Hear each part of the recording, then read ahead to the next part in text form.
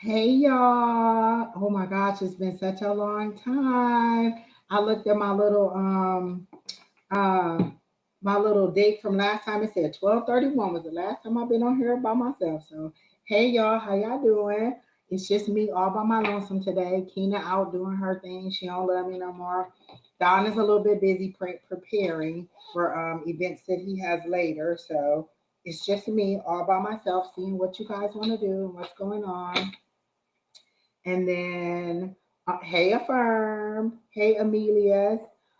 So we're just gonna get right into it. I don't have no chit chat because ain't really nothing going on except for it's cold. I turned the heat back up today, y'all, because I'm cold. I don't like being cold, so I do want y'all to know that. So just go. So I am, whenever the chat fill up, we get some people in there, we get some questions. I'm gonna go ahead and start doing the readings. But right now it's just little old me, just all by myself. So we'll just see what's going on and how it goes for today. How y'all doing? What y'all having for dinner? What did I have? Oh, I made chicken. What did I make? Chicken tacos. I couldn't even remember. Lord, help me. Oh, I'm just hungry. So got my tea because it's cold and I don't like for it to be cold.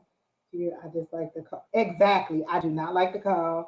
I don't like being cold, being in the cold, doing activities in the cold. Just heat me up, y'all. I'm waiting on the summer to come so I don't have to deal with this no more. I'm like Mother Nature. It is Arizona. You do know that we don't like it when it get under 50. 70, we good. Under 50, I'll be like, hold on. What is the problem? So all right, people. Let me see what else happened to me this week. Work hasn't been too bad. It's been kind of slow. You know, it was my birthday on Monday, and I've been celebrating all month. And this weekend, I think we have some more stuff to do. I'm not even sure, but I'm gonna make something to do as I always do. I hear it's a lot going in Arizona right now. Like what? Because tell me, I have no idea what's going on. What did you hear? Tell me what you heard about Arizona, because a lot of fires. Hey, really? There's some fires going on in Arizona. I live here and I ain't heard nothing about a fire. Maybe I should watch the news. I stopped watching the news, so maybe I'll check. But as far as I know, there's not a lot of fires, and I haven't seen it in my feed. And I follow Arizona weather, so I don't think it's any fires. If it is, then I don't know about it. And it's cold, so we're actually, I don't know. But maybe um, a lot of accidents, maybe in traffic situations, but and more construction than I've ever had to deal with. I'm from Michigan, so I'm used to the construction. But here in the last couple of years, we've had a lot of construction because they're expanding and redesigning our highway system because so much growth has happened and so many people have moved here. I don't like it. I don't like all these orange cones. I'm having flashbacks of Michigan and 275 and 75, and it's just not, oh, it's just too much. It's too much. I swear I turned on the news and the first time this year, and the man on the TV was speaking crazy on what was happening. Oh, well, I don't know. You know what? Maybe I need to watch the news. You could be right. I could just not know. But I haven't heard about anything. Exactly. And I used to watch the news every single morning. That used to be my thing. Like, oh my goodness, is it Texas that has the fire? Listen, I couldn't tell you either way. I used to watch the news all the time, and then it got overly like I was absorbing too much of it. And then, I'm a person like when I'm in that sleep wake state, I am very influenced by what I hear. So I would turn on the news at like 4 o'clock in the morning or turn on the news channel. And then so as I'm drifting off or in between that wake sleep state, I would hear the news and then I would dream somebody was chasing me. I would dream that, the cops were after me. I would dream that I got into an accident because the news would influence my dream state. So I stopped watching the news so much so it'll be a little bit happier for me, or I could wake up in a more positive attitude. I just thought I skimmed over it. It could be right. Look, both of y'all could be right. It could be in Texas and in Arizona. Two things could be possible at once. So I trust that both of y'all are correct because I haven't been paying attention. But if anybody has any questions or want any readings, otherwise I'm just gonna click off and go and have me a nightcap, a real nightcap. Like this is just tea for real, tea. Um, some green tea with some lemon and some honey in it. But if don't nobody want to read it, then I'm just gonna click off and go ahead and have a nap. Not a nap, a nightcap, and watch me a movie. I heard there's a lot of movies that I need to catch up on, so I'll do that. Y'all recommend anything good for me to watch? Otherwise, I'm just gonna watch what I always watch or something else. I'll watch the Twilight series over and over and over again because I love that show. Yeah, I am a Twilight person. I've watched probably the first one about 50 times and the rest of them probably about 25 times. So I am definitely a Twilight person. I'll watch that or something funny. Like tonight, I probably want to watch something funny. So that's about it. I've already done my click list order. So I'm already prepared on that. I just got to pull the trigger on it. Can I have a reading on what's coming? Sure. Oh, Affirm. Go ahead, Miss Affirm. Let me see what we got for you. Did it come up? Okay. Miss Affirm is my first person, so let me see what I got for you. I immediately, when I get into your, hey, Miss Pretty Unique, you sure can get a reading. Okay, let me go ahead and pin you to the chat, Miss Libra. I mean, Miss Pretty Unique. Hi, unbalanced Libra. Oh, ma'am, I have a question. May you give me advice on the sales job? I will. And it still stands. I don't do love reading, so don't ask me how Boo Boo Willie Lump Love feel about you because I'm just not gonna tell you that. I will give you a general love reading, but I will not tell you how such and such feels about you. So don't ask a love question, and I might even just skip over it. It's just not in my wheelhouse. And I'm the Grim Reaper of love, so you just probably don't want me to give you a love reading. But Miss Affirm, when I got into your energy, I immediately saw like a little kid jumping up and down like they're about to get some exciting news. And it's like something that you've been waiting for, like you've been anticipated. The number that I saw was 10, as in 10 months, and then they showed me the 10 of wands. So that means that you've been carrying this burden, you've been carrying this load. You're on your way home, you're on your way to this ending. So whatever it is, you got a good result or you got a good ending. They're showing me a justice card, so that means the scales are being balanced. So whatever this situation is that you're dealing with, you're at the end of it. It's been about 10 months that you're dealing with it. You're almost at the end of it. You're getting the result that you need and that you're going to oh, hey Miss hey Pam, I did not know who you was. I was like, "Oh, okay." So I'm seeing that you will get the result that you want from this situation. I also see money trickling down. It's not money that you're working for. This seems to be money that is given to you, or that is like a prize or something that is gifted to you from the universe. It's not money that you're earning. They're not showing me like the eight of coins or anything, or they are showing it to me, but it's kind of turned to the side. So that means that this isn't money that you're working for. This is money that you're just receiving. So it's like the Ten of Pentacles coin falling down from the sky. So you are about to get some money. I heard the word settlement, so I don't know what you could possibly get in a settlement. And then I still see you buying a house. Like you, I know we've talked about this before, but I do feel like by the end of the year or early next year, you will be ready to purchase a house. They're showing me a house, or maybe the one that you're in now, you will have the opportunity to buy. But I do see that. And are you looking for a new car? I heard the word Lexus, a black Lexus, like a truck or something. Like I heard of, something about a car. So are you looking for a black Lexus or a truck? Because I do see that coming up for you. And then, oh my gosh, there's so much good news. I'm a little bit jealous right now because I heard the word promotion and I see an arrow pointing up. So you're moving up, and it's not a ladder, so you're not climbing. It's like you're just shooting up. You're heading up, or maybe just your salary is going up. So I see that you're going to get an increase in your money coming in, a little bit more, not a whole lot, but a little bit more. I was looking at Alexa's truck. Okay, so it's they're saying you're. Oh my gosh, look, I might be psychic. This affirm because they did say that you are going to get.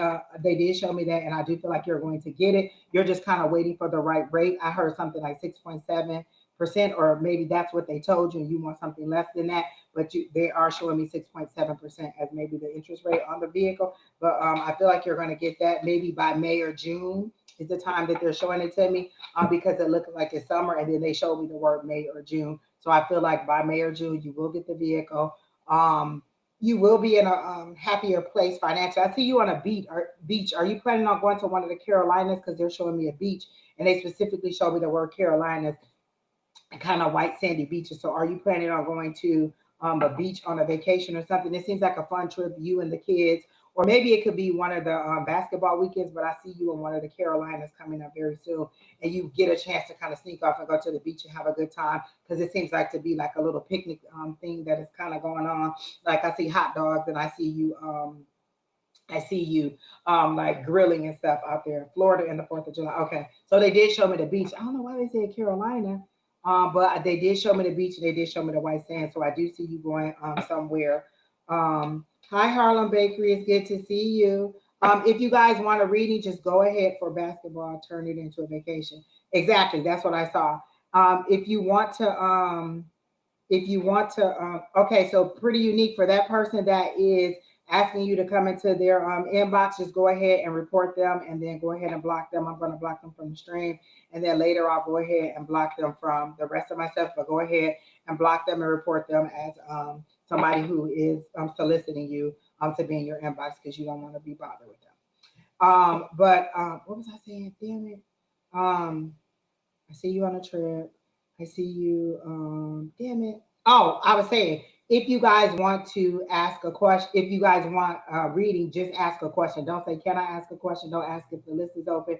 Just go ahead and put your question in there, and I'll pin you to the thing. Is there anything else you want to know? I feel like you want to know something else. I see a baby. I don't think you're gonna have a baby. Are you ready to be a grand? Because I see like a baby, I hear baby or somebody in your family about to have a little, because I see a little, and they're in pink, so maybe it's a little girl. So I see a little being around you, and it may not necessarily be yours or you're a grandmother, but I do see a little baby that you're around in pink. So it's a little girl that will be entering your family soon, and it may not be yours, but somebody who you would be around is trying to.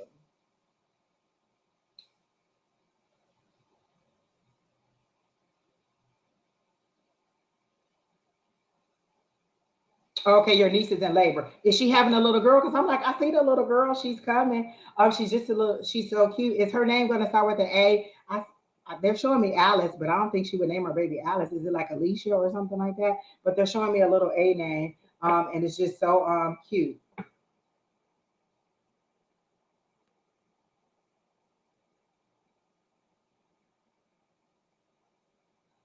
Yep, a girl. Okay, so they're showing me the little girl. She'll be here soon. All of that is coming. So, dang, they showing me a clear picture of everything that's going on in your life, Miss Affirm. And then I can hear you saying, "Well, what about a man?" I don't think that mentally you're in that space where you're ready to start dating, but maybe later in the year. Like I feel like they're showing me like the ornaments that go on a tree. So maybe later in the year you'll be ready to explore that area or see what is out there. But I just don't feel like you're ready to date. But they are showing me a man with a deep voice, and he smells good because I can smell cologne. So he smells really good, and he's a little bit darker skinned. He has broad shoulders and he's muscular. So there is a guy that is coming. So hey, I like that.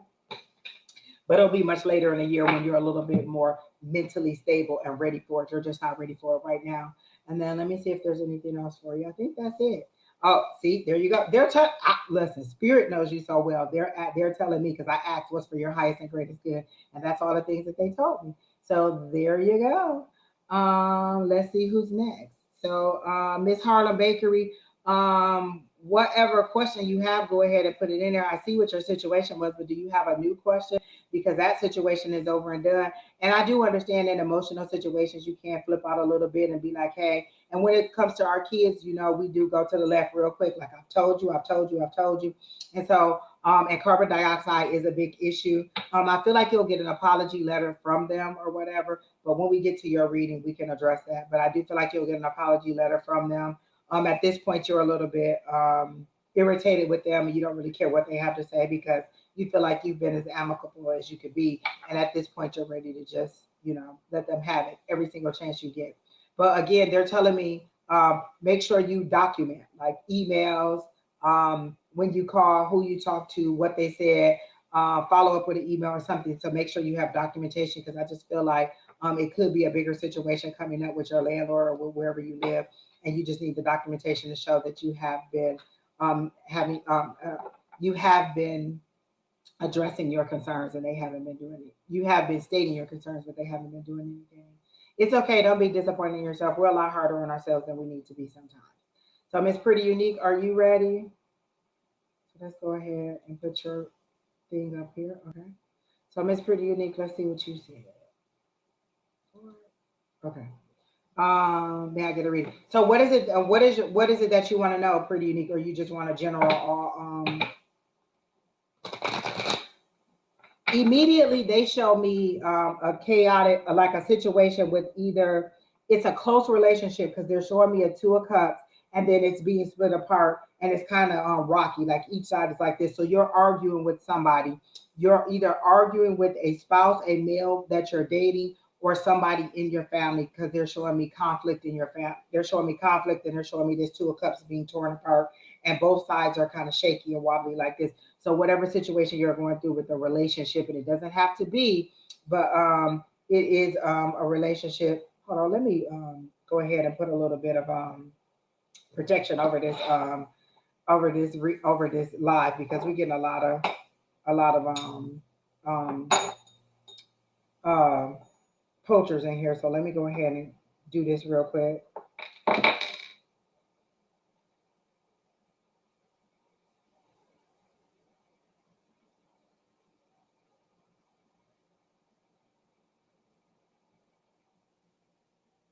Okay, so go ahead. I said that prayer to get rid of these poachers in there. And Miss Pretty Unique, they are all over you because you are on Facebook. So hopefully that'll get them off of you, and that'll get them out of my live so they won't keep doing this. Okay, so hopefully that cleared the energy, and that cleared all the people that are in our live, so that they will not continue to keep bothering you and getting into your energy and try to get you in their inbox. But back to what I was saying about you.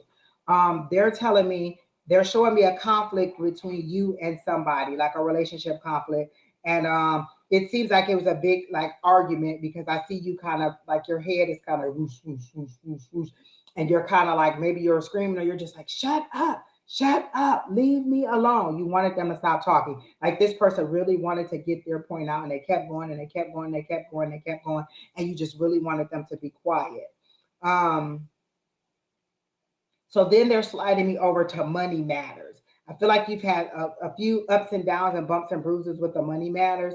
Marcella Johnson, I have you on the list. There's a couple people ahead of you, but I do have you on the list. And so they're telling me you're having some bumps and bruises with the money matters. You're being a little bit more careful than you've been in before, but you don't understand why you're not progressing. They're saying that your your relationship, or your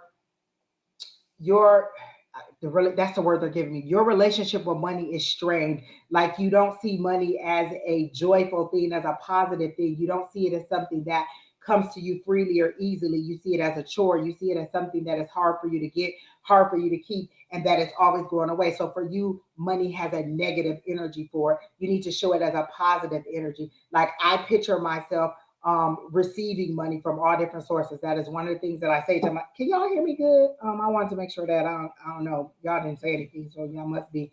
Hey Kay, how are you? So they want me to tell you, you kind of need to change the energy of money. For you, it's a negative thing and it's always flying away. Like they show me your money with wings on it going away. And they're saying that you really need to have a more positive energy and outlook on your money situation, or just see money as an ally, as a friend. Like I'm holding on, like I'm spending time with my friend. That's the best way that they want me to explain it to you, as something that is good for you, not as something that is bad for you, or something that is always fleeting. It's just the energy between you and money seems to be a negative space than a positive space. You want it, but it's like, okay, I want it, but you're repelling it. Like they're showing me two negative magnets, and you're repelling each other. You're not attracting each other. You're pushing money away instead of attracting it to you. And they're saying if you just change your outlook, and it is as simple as that. Like people don't believe it, but it is as simple as changing your outlook and your belief on how money will it is in relation to you. Like see it as a friend, see it as an ally, see it as something that is coming to you and that is not always going away from you. They're saying that your job prospects, you're not hold on, y'all. These are my glasses I got for my birthday. Ain't that cute? I love them. We were at a restaurant and they had these in a restaurant. We went right online and found them. I just like them. They're long and skinny and they're cute. I can't wait to put them a strawberry daiquiri in here or some kind of mixed drink because it is so cute. My sisters bought them for me. I got a whole bunch of them. Okay, so back to where I was going. Um, gosh, with the money. Oh, with the job situations, you are kind of counting yourself out on the job situations before you even apply. Like you see the job and you think, oh well, no, they're not gonna hire me. Oh no, well, I'm not qualified for it. Oh well, the hours don't work. And what it is, it's like you kind of you start to hope for it, you start to be positive, and then you get a lot of chit chat in your ear, and then you pull back again and you stop believing because your reality overpowers your wishes and your hopes and your prayers. So all of your faith is overshadowed by your reality. You're not sticking to pulling in the positive energy, pulling in the positive um um change in your life, you're kind of stuck on all the things that I don't have. They're showing me the 5 of cups. And with the 5 of cups, it's like 3 cups that are spilled and you still have 2 cups left. You're not concentrating on what you have. You're concentrating on what you don't have or what you want or what you lost. They all, like I've read you before, and they show me you looking back. You're always looking back at the past or what it used to be or what it could be, and not forward at what you want it to be. You have to call those things into you that are not, over and over and over again, whether you're a religious person, whether you're a metaphysical person, where you're just a Zen person, however it is, there's so many different ways to say manifest it, call it in, call those things in that are not, believe it into existence, speak it into existence.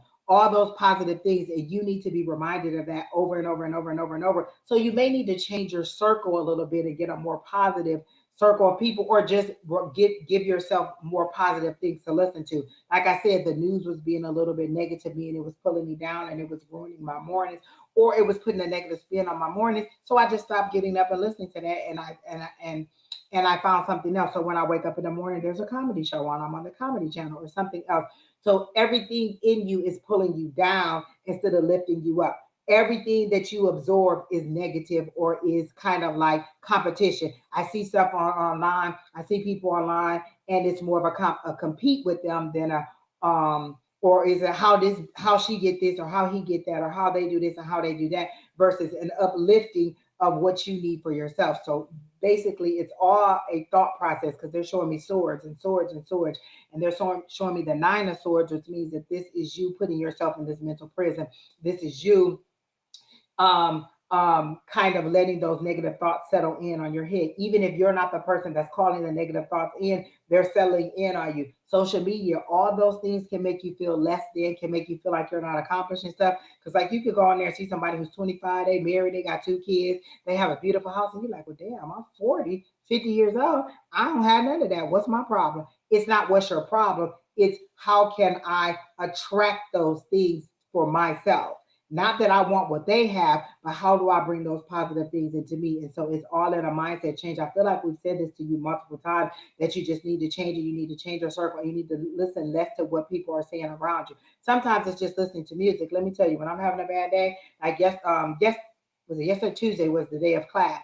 I was having a bad day. Work was not going the best. I battled through it. I wasn't going to go to class. No, I was going to go to class because I was teaching the class yesterday. I ended up going to class, ended up being a totally different day, ended up being an uplifting day. So I had a better day. I had to decide that I wanted to go to bed in a happy mood, or that I wanted things to be better. So I had to see them that way. And I know that it's a hard thing to change your mindset to get to that space, because you've been so inundated and indoctrinated with all these negative thoughts over and over and over and over again all your time. And your reality has not been what you want it to be. So if you want to change it, it means you have to change a lot that's going on in your life. Like I had to leave where I was born and come here. I've had so many more opportunities. It doesn't mean that I don't love my home state or where I'm from. It just means there was more opportunity for me here, different set of people that I talk to. Even my conversations with friends that I've had for 20, 30 years have changed. We went from talking about how bad our relationships was, how horrible this was, to hoping for something better, for looking for a business mindset, for looking for businesses to start, for looking for savings, for looking for 401ks, for looking for investment opportunities, changing our mindset, changing our conversation to attract those positive things is. So that's all you have to do, is find a group of people, or people who are a little bit more positive. I was very much against traveling during the pandemic and right after the pandemic. That's just not where my mindset was. All my family friends were traveling and having a good time. That's just not where my mindset was, because my bank account wasn't where I wanted to be. So now that I've got my bank account to where I wanted to be, and it's starting to grow the way that I want it to grow, I am more open to travel. I'm more open to doing things that are pleasing to me. I also used to be a person, I used to be like, you know what, I'm just gonna go whether I want to go or not, whether it's something that I want to do. I'm okay with saying no now. Nope, I don't want to do that. That doesn't seem like something fun. No, let me tell you one thing I hate that everybody love: paint and sip. You could just come and just drink. Well, what I need to go there and paint for? I can just stay at home and drink. I'm not a paint and sip person. I just don't know why. I do know why. I can't paint. Painting isn't relaxing to me. It isn't enjoyable to me. It isn't something that I want to do. It's a lot of pressure. If I don't get that little figure right, get that little page right, I just that's why I don't like painting tip. So I just don't go to painting tip. People do it all the time. Oh, for my birthday, I want to do a painting tip. Okay, well, are y'all going to brunch after? Are y'all going to dinner after? Are y'all doing something after? I'll meet you after. I'm not coming to that event because I just don't like it and I just say no. So just being able to say no and being able to change your mindset and get what you want in a positive way. So that's kind of all I have for you. It's just kind of positive encouragement. I don't see anything specific, and you didn't ask a specific question, so I don't know. Again, all those people that are in there trying to get you to come into their inbox, just go ahead and block them or actually report them. I would prefer you to report them to the block them because for me that works out better. That means that Facebook knows that you didn't like it. Okay. So the next person on my list is Amelius. So Amelius, I have your question. Marshall, you are next. And anybody else, if I missed your question, you have to tell me again because I did not get it. This person, am I ever going to move on and find a new refreshing relationship? Well, Heather, the first thing I'm going to go ahead and pin your question, but the first thing I can tell you is you don't even have a positive mindset between love. Am I ever? No. Am I ever is future, like I'm questioning whether I even deserve it. So if you want it to come to you, then you have to say, I'm ready um, for a positive relationship. The way you frame the question shows how you feel about yourself and how you feel about love. But when we get to your question, I'll get there. So April, I do have you on the list. Sierra, I do have you on. Is it Sierra? Hey, Creative Balance, how are you? Look at me waving like you can see. Well, you can see me. Hey, hey, Creative Balance. So, Amelius, you said, may I have a question? Advice on this sales job. My energy kind of dropped when I got to the sales job. Are you doing the sales job because it's fast money and commission? Like, is it what you really want to do? If you could wake up tomorrow and they call you and give you the salary that you want, the hours you want, and the job that you want, what would it be? Would it be this sales job? Or what would it be? Would it be a radio host? Because I feel like you have a radio voice or like you've done something. Like they immediately showed me a microphone. Or is that my dreams? Maybe I'll put my dreams on you because y'all know I want to be on the radio or TV or something. But they immediately showed me like a microphone, and maybe you want to do a podcast or you want to do something that's in social media or you want to do something that's in broadcasting. So I don't feel like you really want um, like sales is what you really, really, really want to do. Because my energy dropped immediately when I saw the sales stuff. So, what is it that you want to know about it? Are you going to be successful in it? I feel like you're a hustler because they show me you like running, like you're running the race. You're in the dog and pony show. You really, really.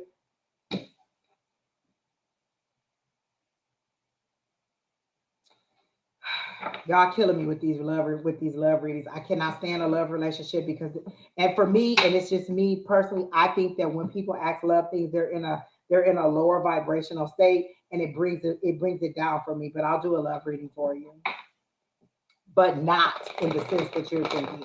It's going to be more of a how do I prepare myself to be ready for love.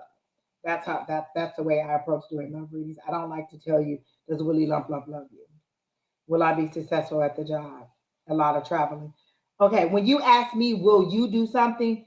You're giving away your power to somebody else. Will you be successful? Will you do what you want to do? Will you be the person to get out there and do what you're doing? You're asking me, will I be successful at doing so? I don't know. Are you going to get out there and do what you're going to do? Are you going to travel? Is that something you enjoy? When you frame the question like that, that means that you already know it's not something that you want to do, and you're doing it because it's fast money or it's money that you think is big pockets of money. If you don't like traveling, if you don't like sales, then no, you're not going to be good at it. You're going to force yourself to do it. There's a lot of jobs that I took because I needed a job. I didn't enjoy them. Was I successful? Moderately. Am I more successful at this job? Yes, because I enjoy the job that I do. And so are you going to be successful at the job? That depends on you. Don't lay down your power and want spirit to make you successful. Are you going to put in the work is a better question. Are you going to do the travel? Are you going to do the studying? Are you going to do everything that you need to do in order to make yourself? That's not a cosmic thing. The universe isn't going to punish you or make you successful in its own right. What are you going to do to make those things happen? Stop laying down your power and thinking that the universe just has to give it to you or just has to make it that way. What are you going to do to accomplish those things? For me, like I said, when I got into your energy about sales, the energy immediately dropped because I don't feel like that's what you want to do. And they're telling me that's not what you want to do. They're showing me that you want to do something else. You're just not pursuing it because maybe you've had a little bit of success or you've heard about the earning potential. You know how they'd be like, oh, you could make $5,000 a month on the make on this or doing sales if you do blah blah blah blah blah. It's always a big balloon as to what you could do, but what in reality, what is it going to be? Is it going to be closer to $1,000 or is it going to be closer to $5,000? You have to see the bigger picture and understand that a lot of times they're just giving you projections of what could happen, not necessarily what the reality is or what the average thing is. But I just don't see you enjoying this job and I don't see you wanting to do it. I'll pull a couple cards for you because I feel like you're a visual person. You need the cards to tell you what it's going to be because right now I feel like you're saying this is her opinion, this is what she thinks, this isn't how I feel about it. But I do not feel like this is the job that you want to do. So I'll pull a couple cards regarding your success or the outcome for the job. The first card that pulled over was a Seven of Swords. You feel like so the Seven of Swords can be looked at in several ways as strategy. You deciding how to do this mentally and strategically be successful at this, or you feel like somebody is doing something behind your back and being dishonest with you. So I'm going to pull another card because usually the next card gives you more insight on what that Seven of Swords is. So let me see what this Seven of Swords is in your case. But I just don't get that you like this job. So let me see what else it is. If y'all hear my son screaming in the background, Lord have mercy, he's playing that game. So let me get one more card on this Seven of Wands and you and success in this sales job. What is the job that you want to do, Amelia? It's like you haven't even told me that. I don't feel like you put out there what you want to do. You're just settling for whatever is available. Not that this is your hope and wish and dream. And not to say that this isn't a good job, but I just don't feel like it's what you want to do. Oh my gosh, all your cards are not. Oh my God. So the next card is the Nine of Wands. This is you feeling tired, feeling beat down, feeling worn out, feeling like you're working too hard. But they're saying to stick with it because something new is coming. This is victory. That little laurel wreath up there is victory, but it's going to take a change in thought. It's going to take you getting clarity. It's going to take you being curious and finding something that you want to do. This is a new start that you can get, but where are you wanting to go? Like you haven't even told me, what is it that you want to do? What kind of job is it that you want to do? I would love to be a YouTuber. Exactly. That's what I saw. I told you immediately they showed me a microphone and you wanting to do something in media. It's just as easy as turning on a camera. You think I had to do a lot to do this? Let me tell you what I got. A laptop, which I already had, and a ring light. A ring light costs about $25. And this little thing right here, it all came in one package. This little microphone, this ring light, and this little camera all came in one little box for about $25. And you know what I did? I pressed go live. And then I went live, and then all of y'all are in here asking me questions. So if you want to do it, just do it. They're showing me the Nike sign. Just do it. Just start. Just get out there. Just do what you want to do. What is your fear? What is stopping you from being a YouTuber? What is that you want to do on YouTube? What is it? You want to be a YouTuber. What is it that you want to do? You want to do funny skits. You want to review things. You want to do some kind of podcast, some kind of show. What is it that you want to be? Being a YouTuber is a broad statement. That's like saying I want to be a healer. I could be a doctor. I could be a psychiatrist. I could be a nurse. I could be a physical therapist. There's a lot of ways to be a healer. That's a big, broad thing. I want to be a YouTuber. How do you want to do a YouTube? What is it that you want to do? How do you want to be a YouTuber? What is the thing that you want to do? If you have a YouTube, everybody go to Amelia's page that's on YouTube, subscribe to his page. Okay, so everybody subscribe to your page. What is we going to see? What are we going to get when we subscribe to your page? Because we see you in the chat. What are we going to get? Pretty Unique, I already did your reading. You were just before Amelia's. I did your reading, and I have questions, and you weren't here. So I gave you the best that I could give you. You want to talk about your life pop culture. So you want to see things that happen. So you want to go through the day's events and be like, hey, so like you would be the person to go on there and be like, hey, did y'all see the Wendy Williams documentary? Did y'all see Married to Medicine? Did y'all see Mia Coppola? And then you would talk about those things. that's going on in there. Why can't you do it? What's stopping you from doing it? Lots of people do it, and they don't have any kind of credibility or anything. They just go on there and say what's on there. So why can't you just get on there and start doing it? You could get on there with a friend and just have a conversation back and forth. There's nothing stopping you from doing it but you. So that's why when you said, am I going to be successful in it? How much effort are you going to put into it to make yourself successful? Do you know that this is what I want to do full time? You know how many hours I put into this last year? 207 hours of going live on YouTube in order to get what I want, in addition to working 2 other jobs. So this is what I want to do. I want to do this full time. I want to do it on stage. I want to do it live. I want to do podcasts. This is what I want to do. So when I'm done with my regular job, when I'm done with my second job, this is where I come. I dedicated 207 hours in addition to working 40 hours on my regular job, in addition to working another 15 hours at my other job. So in addition to working 65 to 70 hours at my other job plus travel time, I still did 200 hours on YouTube, YouTube, Facebook, Twitch, and Twitter. So what is your level of dedication? How bad do you want it? You know how, I don't know if you ever saw that show, Fame. Fame costs. You got to pay for it. So I could just go lay in the bed and eat bonbons and not do anything, but I dedicated 200 hours to this last year to build up my subscriptions, to build up my to get me out there, to get myself where I'm doing. So how are you going to get yourself where you want to be? How are you going to build up your YouTube? Have you posted anything? Have you reviewed anything? People just go on there and do reviews all the time and get products sent to them. How are you going to do that? How are you going to use technology? Have you mapped it out in your head? Just go ahead and do it. There's nothing stopping you but you. They're also showing me you with like a microphone, like customer service. You're very good at customer service. Just helping people in general. Did you used to do IT, or are you interested in doing IT or some kind of help desk stuff? Because they showed me you with the little microphone, with the little headset on and a microphone, and you talking to people and being satisfied when you help somebody on the phone. So they're showing me that too. That's another avenue you could do to get you out of sales and into something else while you build up your YouTube. There's people who do skits all the time, funny as ever. There's people who have nothing to do but funny stuff online, and they have millions of views. What are you going to do to make yourself successful? So it's not the universe just saying it. It's just, what are you going to do? Call it in. I tell the universe all the time, I want to build up my subscribers. I want to build, not, and I stopped saying build up my subscribers. I want to help thousands of people. So how do I track the people that need the help? How do I get to those people? You know, and so send me more people to help. Send me more people who need to be done. Customer service.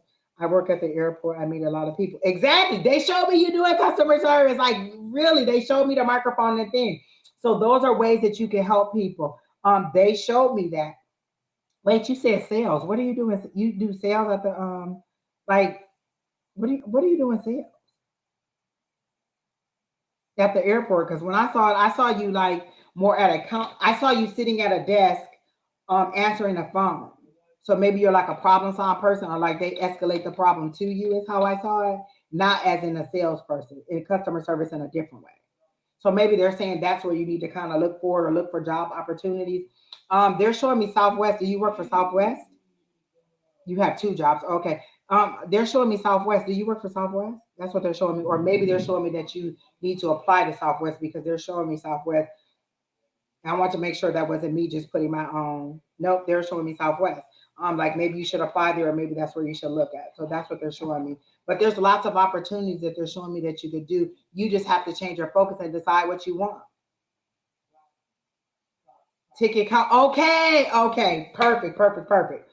So they're also telling me what is the amount of money that you want to make. Like, you can ask me right now, I can tell you exactly how much my bills are and how much I need to go past that per month in order to get what I want. How much money do you actually want to make in a year? Did you even set that goal? The universe will give you whatever you want. The universe will always say yes, as long as you set something for them to say yes to. Saying, will I be? They're like, I don't know. Will you be? It's not you laying down your power. It's you commanding and taking back your power. This is how much money I want to make. This is where I want to work. These are the hours that I want to work. This is what I want to do. Putting it out there for the universe to give to you. The new moon is coming up. Set your intentions that this is what I want to do. Make a vision board. Make a list. Whatever it takes for you to decide this is what I want to do. My niece gave me a journal, law of attraction journal, and it maps out each month. So I set a goal each week as to what I want to do. Sometimes I reach those goals, sometimes they carry over to the next month. But at least I have an outline and a purpose and a goal that I'm working toward. And when I accomplish it, I check that bad boy off with the biggest check mark on there because it feels good. It's an accomplishment. It's the universe giving me what I asked for because I at least asked. You have not because you asked not. What they say, a closed mouth don't get fed. You want to be a YouTuber? Is this the first time that you said you want to be a YouTuber so that the universe will know and help you to be a YouTuber? They know what you want. You just never spoke it because what did I say? I see you with the microphone. They immediately showed me what you wanted, but you never spoke it. So now you spoke it, and they're like, oh, okay, now we see that he really wants this. Let's go ahead and move him into the next step. So your next thing is just by the time I come on the next time, which is next Wednesday, show me a video you did. Tag me in a video so that I can see that you actually did something. Just do it. It's not that hard. It's just about you getting over your fear and actually putting content out there. The first video that I did 2 years ago versus what I'm doing now is totally different. It's totally, I'll be like, oh my gosh, look at me. Look how bad my camera was. But I did it and here I am now. So it's just about you starting. Know but you work near it. So it's just all about you making yourself successful and doing what you want to do. So that's what they have for you. Is you getting new opportunities and you deciding how you want to move forward. I see you want to be your own business. You want to own your own business.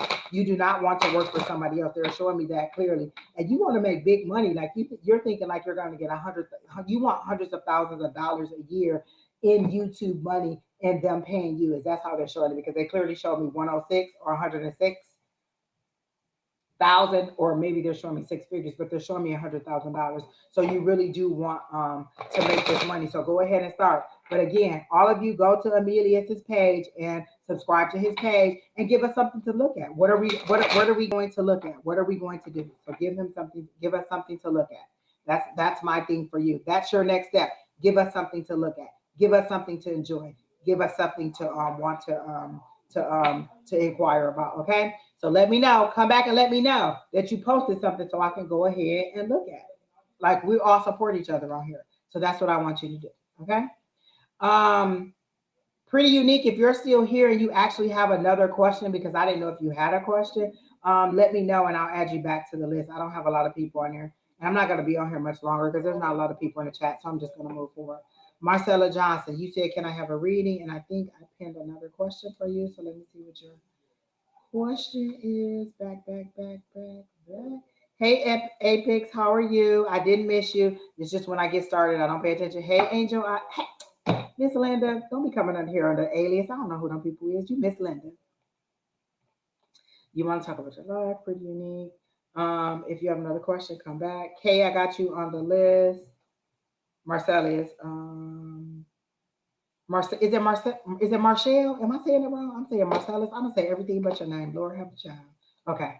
So here we go. You said, may I have a relationship reading, please? So let me see what we're saying.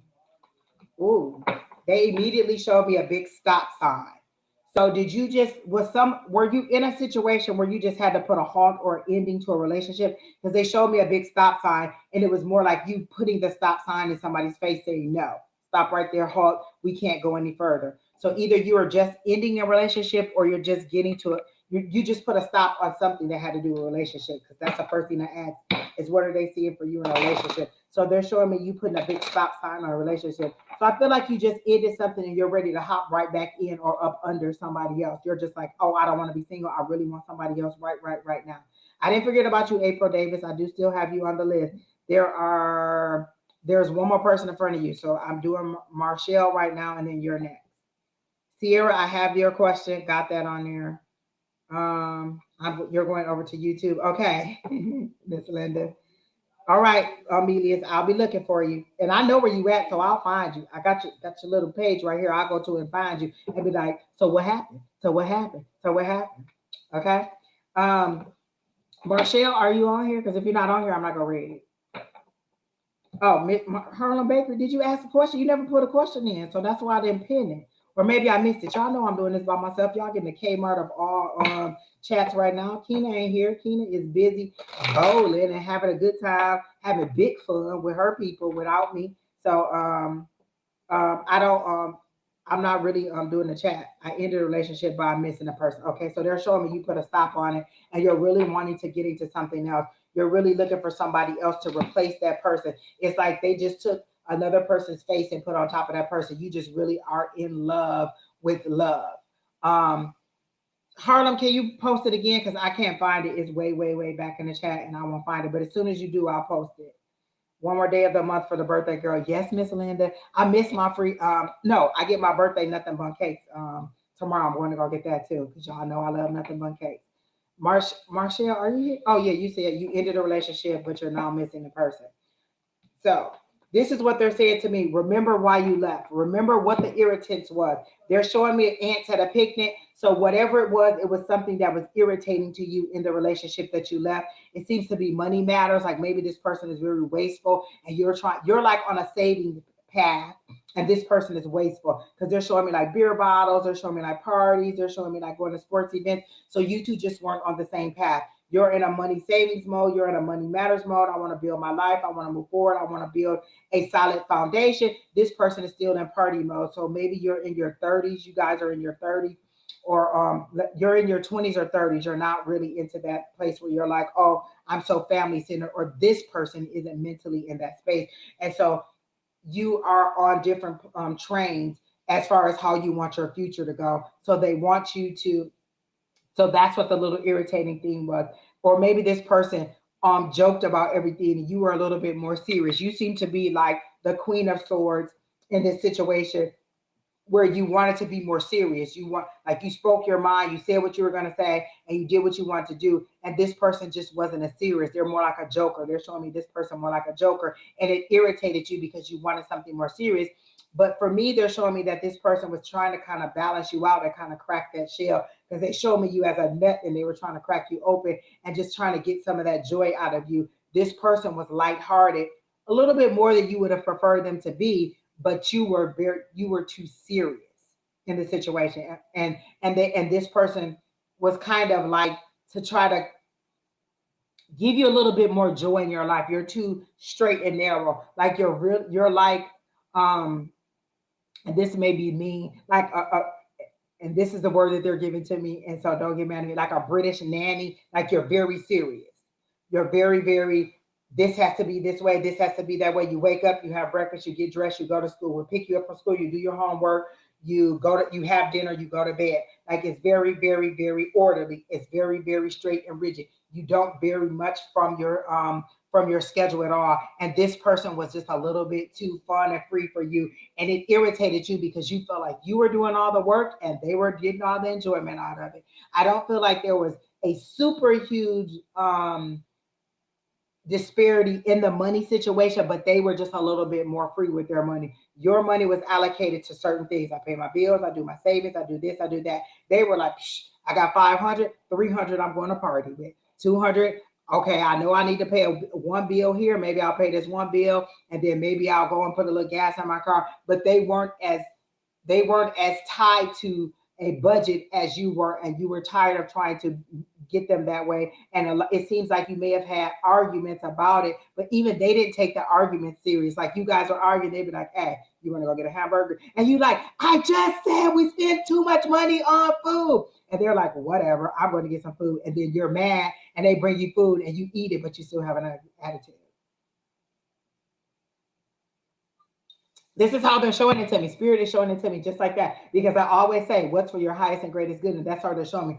This person isn't a bad person. I don't feel like they're a bad person, but you were a little bit more rigid than they were. And so I don't see it as a bad thing getting back to them. I don't feel like there was any infidelity or anything like that, was it? It doesn't feel like it, just like they're showing me ants at a picnic. So ants at a picnic isn't detrimental, it's just an annoyance. So that's how they show me things that just irritate you or just get under your skin, like having an itch or a rash or something. It's just annoying. And so if you want to go back to this person, they're saying that you can't go back to that person. You're just gonna have to loosen up a little bit, kind of give a little more give and take, have a little bit more fun.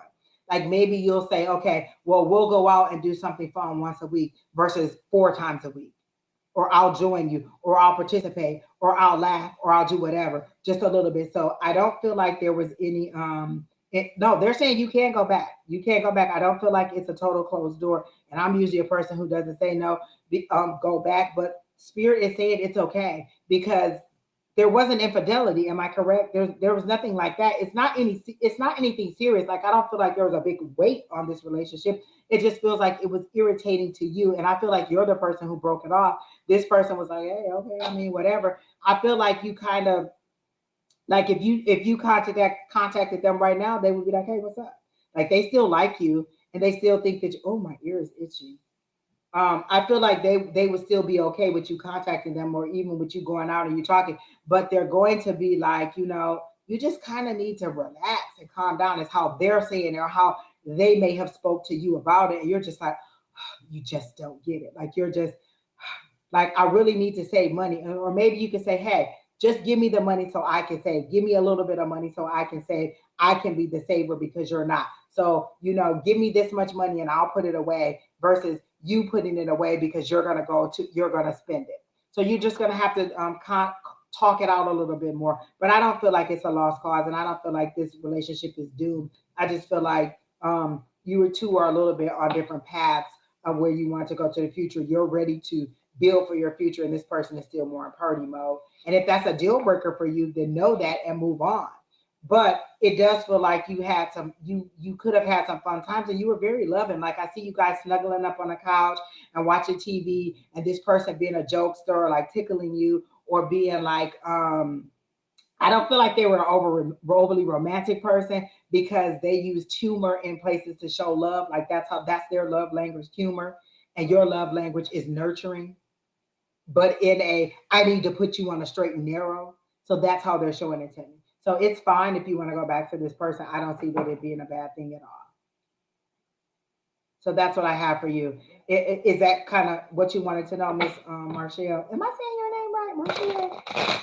So that's what they're saying. They're not even saying that you should like run at all. It doesn't seem to be. It just really seems to be okay for you to go back to this person. And I'm not a person who likes to do a love reading, and I'm not a person who likes to tell you to go back to somebody because there's always a reason you left. But this doesn't seem to be a serious thing.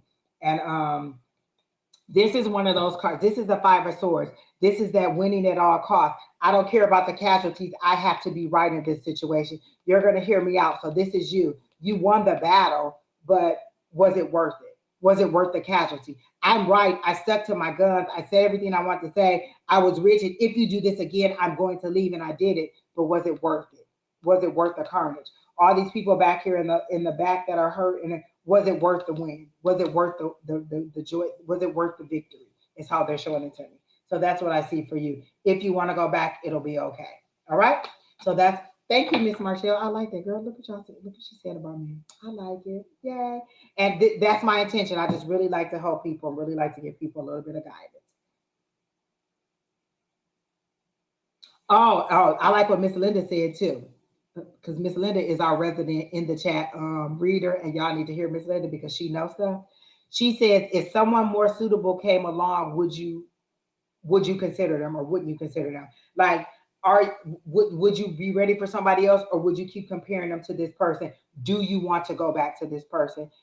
Because honestly, there's no big issue as to why you broke up. So would you want somebody else, or would you just really, and you're missing this person because they make you laugh.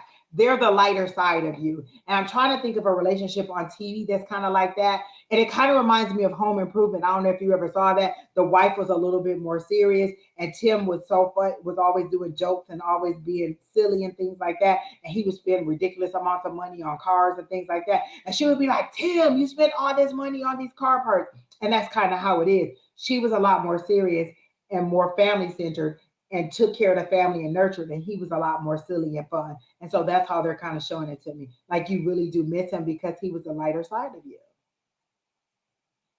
There you go.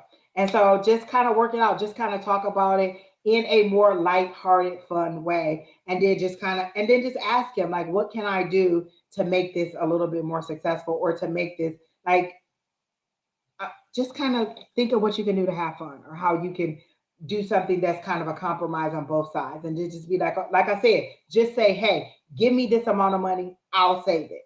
So then that way you're in control of the savings, and then everything else, you know, that if he wastes that part of the money, then that's fine. He wasted his part of the money.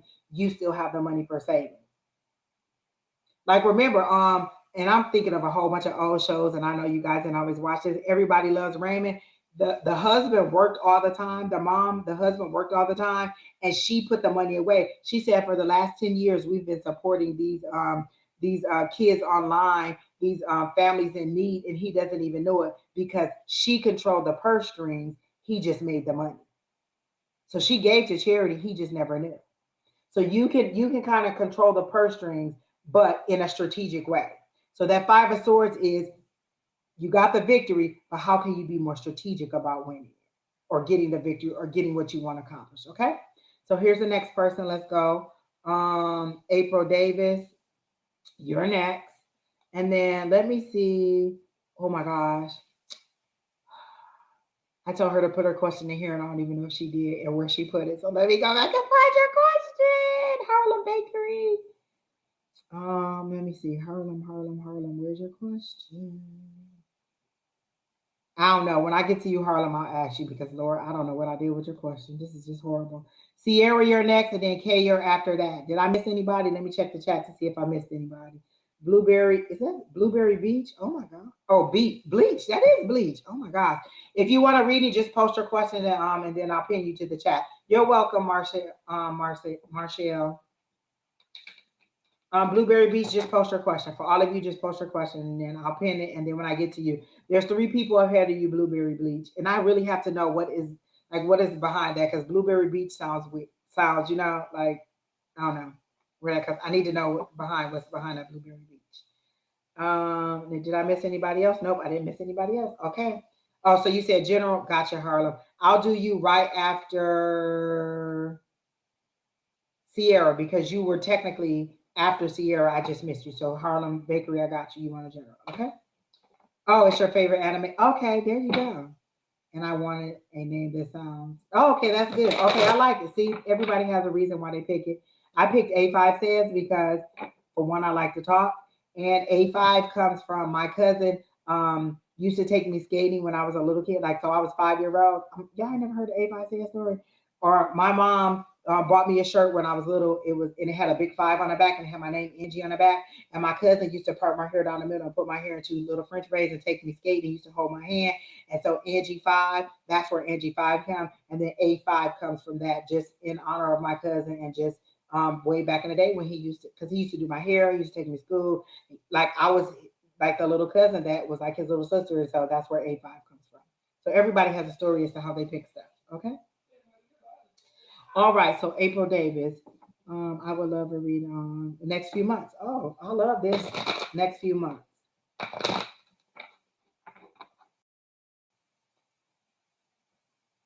Okay, so oh my gosh, April, I got good stuff for you. Are you here? I want to make sure you're here before I start because I don't want to have to come back. Are you still here, April? Because it's good.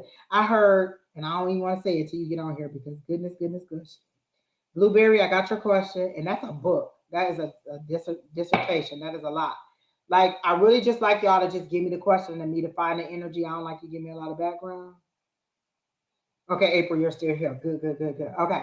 So immediately when I got into your energy to see what's coming up for the next month, I heard all aboard. And it's like you were at a train station, whether you were ready to get on the train. And it said this is the success train. It's about to take off. And you're wondering, should I get on board? Should I get on board? And they're saying all aboard. They're still calling you, waiting for you. The train hasn't taken off because they're waiting on you to get on. It's a success train.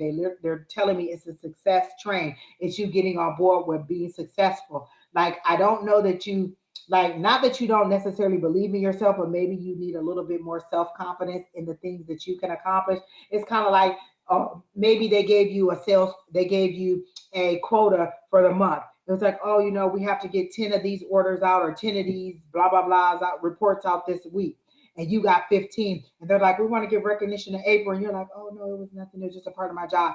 You kind of underestimate or You don't really like for people to kind of dote on you and give you that, oh, you did a good job. You kind of like to fly under the radar. And they're saying, no, it's time for you to be recognized because they're showing me the world card. The world card is success and achievement. And it's going from one world to another world. It's going from that meek, shy role to stepping up into a leadership position. So they're grooming you at your job, or you're being groomed in some capacity to be a leader or to take a leadership role. And they're saying, step up to the plate and be ready for this because it's time for you to go to the next level. You've been here. It's time for you to step over into this next level, is how they're telling it to me.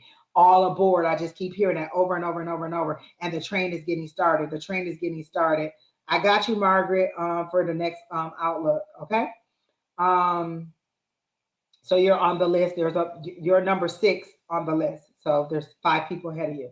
So is that about right, April? Is like you don't like a lot of recognition, or you don't like people to kind of call you out? Like you don't want them to be like, oh, Margaret has the best sales this month, or Margaret did the best blah, blah, blah this much. You're kind of like, oh my gosh, did they just call my name? And they're saying, step up to the plate, get on the success train, be ready to move forward because you're and get what it is you need. Hey, I got a surprise for y'all. Look who's here.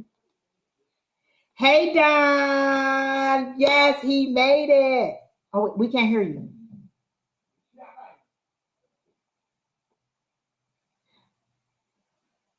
Don is here. Oh, he'll be back. It's okay. Wait, did it work? Wait, we still can't hear you. No. Can you guys hear Don? Because I can't. Let me see. Do I need to do something? Nope, that's mine. Let me see. Nope, we can't even hear the boom, boom, boom. So let me go into settings. Nope, Don, show no.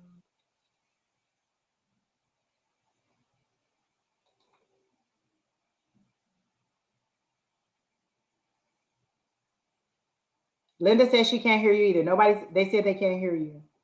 And I don't know if it's me. Let me see. Do I need to do something? Let me see. Invite guest, add source. And I don't see you linked either. I don't see your channels linked. Test, Oh, test. there you go. We can hear you. Okay. There you go. We can hear you. Hey, Don. So good luck, April. Don is here too, so you get Don to chime in on your reading too. All right. And then you're not linked, Don. We don't see your channels linked. I'm going to work on that too right now. Okay, okay, so I'll finish reading April while you go through all that, and then you can chime in whenever you're ready. Sounds good.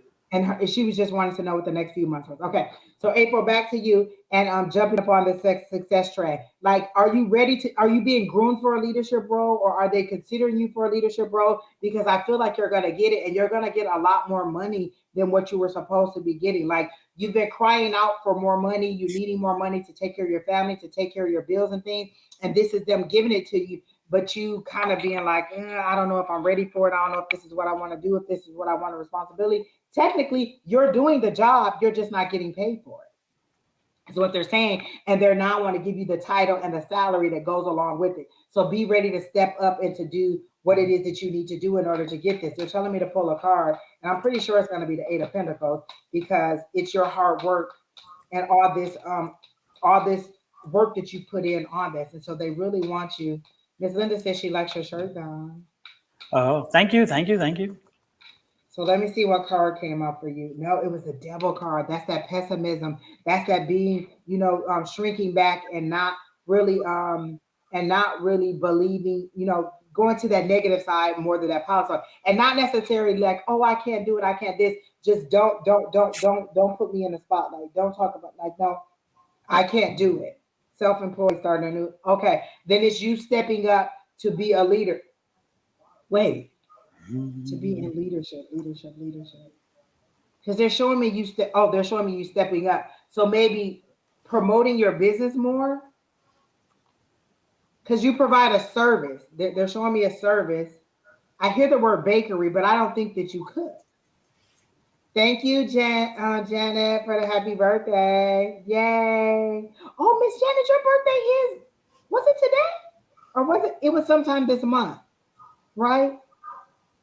Um, But I don't like they're showing me bakery and they're showing me cupcakes. So do you cook, Miss April? You're starting something new because they're showing me cooking. So are you cooking something? Whatever it is, they're saying step up and be more proactive about it, be more out there. Like I feel like it's an advertising thing or getting your name out there and getting your product out there or getting yourself out there so people know who you are. Oh, your birthday was yesterday. Oh, hey. Oh, so we're right in a row. Hey, Janet. Yay. Happy birthday. Um, So it April, is it cook? I need to work on that, like to be in the background when I should be more. I made candy. What is that? Candy lays. Oh my God. I'm gonna look. Is that what you're saying? Candy lays? Is that what you made? Because they did show me sweet. They did show me a bakery. So you need to advertise a little bit more. And this is what I tell people all the time: show yourself making it or baking it or the process of it. I got all the ingredients together. I'm doing this. I'm doing that. I'm getting everything ready. Look, we're voyeurs. We like to watch things. So put a video up there of you doing it so we can see you making it. And then we're just sitting there clicking like, oh, this looks good. I have one friend, she just posted her chocolate covered strawberries on there. I'm like, oh yeah, I need you to make these for me. I need you to do this. And then we just promote her page. Do you have a Facebook page? Do you have an Instagram page? Do you have a YouTube page? Post those things in the chat so that we can let everybody know where you are, what to look for, and then we can support you and we can come to your page and we can support your business. You got to get yourself out there, or you can tell the universe, hey, send me more people. If this is what I'm supposed to do, send me more customers. And the way they send you more customers could be telling you how to advertise, how to get out there. When was the last time you went to like one of those events where you can sell your goods or you can sell your like not necessarily a bazaar? That's the word that came from me because you know how old I am. But when was the last time you went out and you went to a public arena to sell what it is that you do or to advertise that you're doing something? They're saying you got to be a little bit more proactive. Hey, Nisha, is this Nick? This seems like is this Nisha that we travel with? That's in our travel group. If not, then still hi to you. How are you doing? How do you see me working in March? All right, let me put that on your list, Miss Nisha. Pin you to the list. Hi, is it Abby? I like the way you spell that. If that's what your name, if it's Abby, if that's how you do it. Hey, Brolick. Let's see. That's funny you say that because I was just talking about doing that on TikTok. Yes, all those are ways to get yourself out there and let people know what you're doing. So go ahead and get all that stuff out there. But go ahead and even put your TikTok on there. Whatever you have out there, put it in the chat so we know where to go and how to find you and to find your page and to advertise. Like our friend Fabi that we've been been sharing her stuff. I didn't even know that she had actually went active and that she was as talented as she is.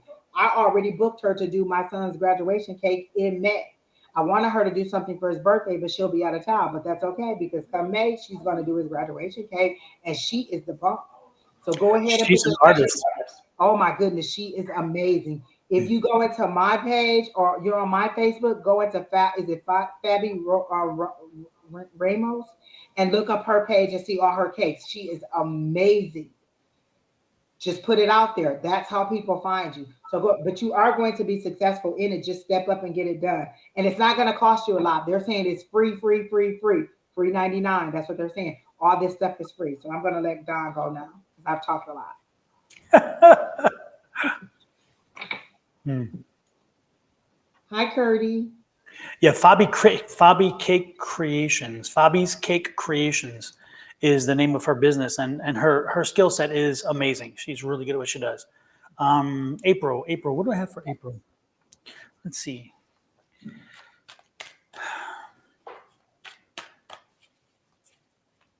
Hey, Katie. How are you? Hi, Curdy. April, they're drawing my attention to detail. Have you yet to put enough effort into your packaging, into your brand, into the way in which it looks? Especially when it comes to selling a product, sometimes no matter how wonderful the product is, if you can't get beyond the sight or the smell test, then you have a problem because you can't get the product sold. What I'm getting is again, pay attention, look at the detail in the work, and make sure that the branding, the wrapping, the packaging, all that stuff, make sure that is consistent with your branding. If you do not have a logo yet, you need to have one. If you do have a logo, then you need to be using that logo as much as you can, if not more than you can. Again, overuse it better than underuse it. Make sure that people recognize and connect to that logo, because connecting to that logo is the thing that I'm getting. Because again, I'm getting your issue is packaging is first part of the issue. And then the second part of the issue that I'm getting for you is accessibility. Again, how do they know you? Who do they know you? How can they find you? How do you use the people who've already bought some of your products to market your product for you? Do you have a continuation process? Do you create a ripple, or do you create a drop? Because if you create a drop, and that means the stone goes to the bottom and it does nothing more than sells one product, then you're not doing what you need to do. You need to create a ripple. You need to make sure that when that product sells, that ripple touches somebody else and somebody else and somebody else. So you need to make sure that you're building that networking that creates the ripple, and not just the thug, because that thug is not going to do much for you. So those are the two things I'm getting for you. I'm getting in packaging and marketing, packaging and preparing the product so where it looks inviting, it looks cohesive, and branding everything. And then the second thing is once you do that, you need to create a marketing scheme that will help to create a rippling effect, and therefore letting whatever you set into motion continue to move toward. And that's what I'm getting. And so focus on that is what I'm getting. Focus on in detail. Focus on detail. Okay. April, I think I asked you like 5 times to put something in there so we can connect to you. Put your Etsy page in there. Put something in there. We're trying to support you. We're trying to get you out there. Go ahead and put it in there so people can go. Put your Etsy page in here so we know how to contact you, so we can see what your products for. And I don't want to hear, no, I'm not ready, because at least we have something to look forward to. Or when you make that announcement, we can at least follow you and we'll know what you're doing. So put something out here for us to go ahead and know how to contact you, or where you are, or when we want product, or when we want whatever it is. So go ahead and put it in there in the chat so people will know what you're selling or what you're doing. Okay? Which is a prime example of that ripple effect. By being here, if you put that out there, more people will know about it, and those people might tell people.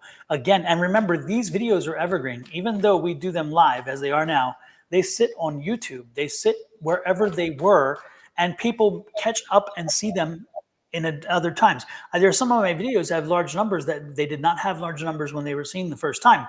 So again, people are watching them, and this is an evergreen effect,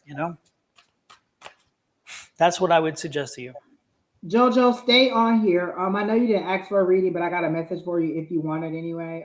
There's a couple people ahead of you, but I do have a message for you. As soon as I saw your name, they showed me, and it's about business for you. Okay, so April, that's we're done with you. I hope that helped you out, and I hope that you go ahead and add it. Even if we're not doing your reading, you can go ahead and still add your Etsy on there, and I'll post it up for everybody to see it. Okay. And April, one more thing. This is not a psychic thing. This is a business person's perspective to you, and that is I saw your product. I see what you're doing. The candies are interesting. It's fascinating. Are you on Facebook groups with moms? Are you on Facebook groups with party planners? Are you on Facebook groups with people who do this same business? Again, your competition, because even though your competition, it's amazing how somebody says, you know what, I just got a call. I don't do that line, but you may do this line, blah, blah, blah. Again, you should be on Instagram. You should be on Instagram chats, when Instagram groups with moms, with candies, with event planners, with party planners, with people who do tourist stuff, people who do anything to do with the public. You should be on them and making sure that you're connecting. You should also be doing the same thing on Facebook and being part of those things. You should also create a group yourself and invite people to join that group who are indeed people who do the same thing, and create your own network. If you can't find a network, create one. Angie and I and a few others created the network you see now with all these different metaphysical folks. This network did not exist. This network was not here. If up until what 2-3 years ago, everybody was. Some of these people weren't even involved in the metaphysical, but more importantly, the ones that were not working toward a single and solitary goal. We kind of created a group and a reason and a purpose to help share information, and that group has grown into something pretty damn amazing. So what I would tell you again is, if you can't find one, make one. If you can't find a leader, be a leader. You know, you don't wait for somebody to pave this road. Pave the road yourself. You know, and that's going to help you. That's the networking that's going to help you with marketing. Okay, do that, and I think you'll be pleasantly surprised with what you see. And I don't want to hear I don't have time, because if you don't have time, don't have a business. I hate to be rude, but Exactly. if you tell And me that was the one thing I was going to say, Don, was the travel person that we travel with. I let her know she'll post other people's travel things. Like she's not a person, because remember, that's the one thing Tina told us. There's room for everybody, so we're not stingy like that. We promote everybody. So she promotes other people who are doing trips and travel. The person, so some of us booked that other person. She said, "How did you hear about us?" One of the people in the group said, "Oh, this other group that I'm in." She said, "Hey, have her contact me. We can work together." So see how that is? It's not true. It's not always competition. Sometimes you can team up and you can do something better, because they may have some ideas that you don't know. Facebook, YouTube, Instagram, all those, that's free advertising. That's free money. That's something you don't even have to pay for at all. Remember, I was telling the other guy, we did 200 hours of this last year in advertising, in trying to get our name out there, and trying to get people to subscribe. And just so you know, Don made it to 1,000. So if you're on here and you haven't subscribed to Don, and no, I don't have any of the QR codes, Don. I don't. You can subscribe to Don's page. If you're going to my list, you'll see Don's page, Sonora Mystic Tarot. And if you're on Don's page, you can come up to my page, A5says, and subscribe. But that's what we do. We support each other. So that's all we're trying to tell you to do. Use the free advertising. Set up the page and just display your products. You could just display finished products and put a phone number up there, or a website, or just anything to let people know that you're in business and they're ready to do it. We don't know how to get to you. Like there was let me tell you, the one thing that irritates me the most is when I go, like I see somebody's hair and I'll be like, "Oh, who did your hair? Blah blah blah. You got a phone number? Oh, they ain't got no website, they ain't got no Instagram, they ain't got no Facebook, they ain't got nothing, they ain't got no way for me to contact them, for me to see what it is that they do, or to look at their product, or to to be pulled in visually. We like to see. Is it a fluke that you did this one person's hair good, or are you really that good? Is it a fluke that you made these products this one time, or are you really good? Or what other ideas is it? Or what do I need to know about you? Maybe I want to know pricing. Maybe I want to know, how often you do this, or how to get in contact with you. Always set up at least at a minimum a Facebook and an Instagram page, and post pictures to show what your products was. Absolutely, Angie. I'll put up her page so people can see it on Etsy. Okay. Is it showing? Let me see. Show on screen. Oh, there it is. This is her page right here. Oh, look at us at the bottom. Is it big enough? Can you guys see it? Look at all the stuff she makes. Look how beautiful it is. So look, this is what you need to do. You can even just put pictures of this stuff up there and links to it on there. So this is April's page right here. This is her email. This is the link to get to her page. So go to her page, and then this is what you'll see. This is all the stuff. This is Candy? Yeah. This is Candy. Oh my gosh, April. Yeah. Yeah. The one thing I would suggest to you, April, looking from the outside in, is as I look at that page, I would have kids holding it, kids around the table, kids doing something with the candy. Enjoying Make it. the candy active. Make the candy part of a celebration. Bring the celebration into the event, the picture, because again, I saw like one person wearing something, but the rest is like there. Put it in a setting so where it's either in a party table, or there's people around it, or somebody holding it, or somebody whatever. Get some activity happening with the picture, so it raises it gives the people, it puts them in a setting. It gives them an idea. Okay. Yes. And then, there's stuff that happens at school. You could donate to a bake sale at school, and then, oh, there's my product. People know that I'm out there. Put a little card in there, put a little sash on there on how to contact you, or how to get future orders. Or farmers markets and flea markets. For Valentine's Day, candy lays that I made. Mm-hmm. Farmers markets and flea markets on Saturdays and Sundays. Another perfect opportunity, you know? One of the ladies that was at a flea market that me and Don went to, she just had these. And Don, I haven't forgot about these. She just had these flags at the psychic event that Don had. We probably did more promotion for her than she did because we just loved them and wanted her to be out there. Just simple stuff that you don't think people would even like. And we all thought that she wasn't even charging enough for this little for this flag thing, and it's beautiful. She was selling them 3 for $10 for $4 each, and we were like, "What?"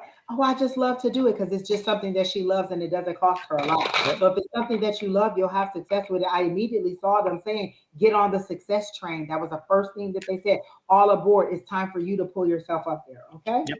Yep. All right. So the next person is Miss Sierra. You've been waiting for a long time. Are you still here, Sierra?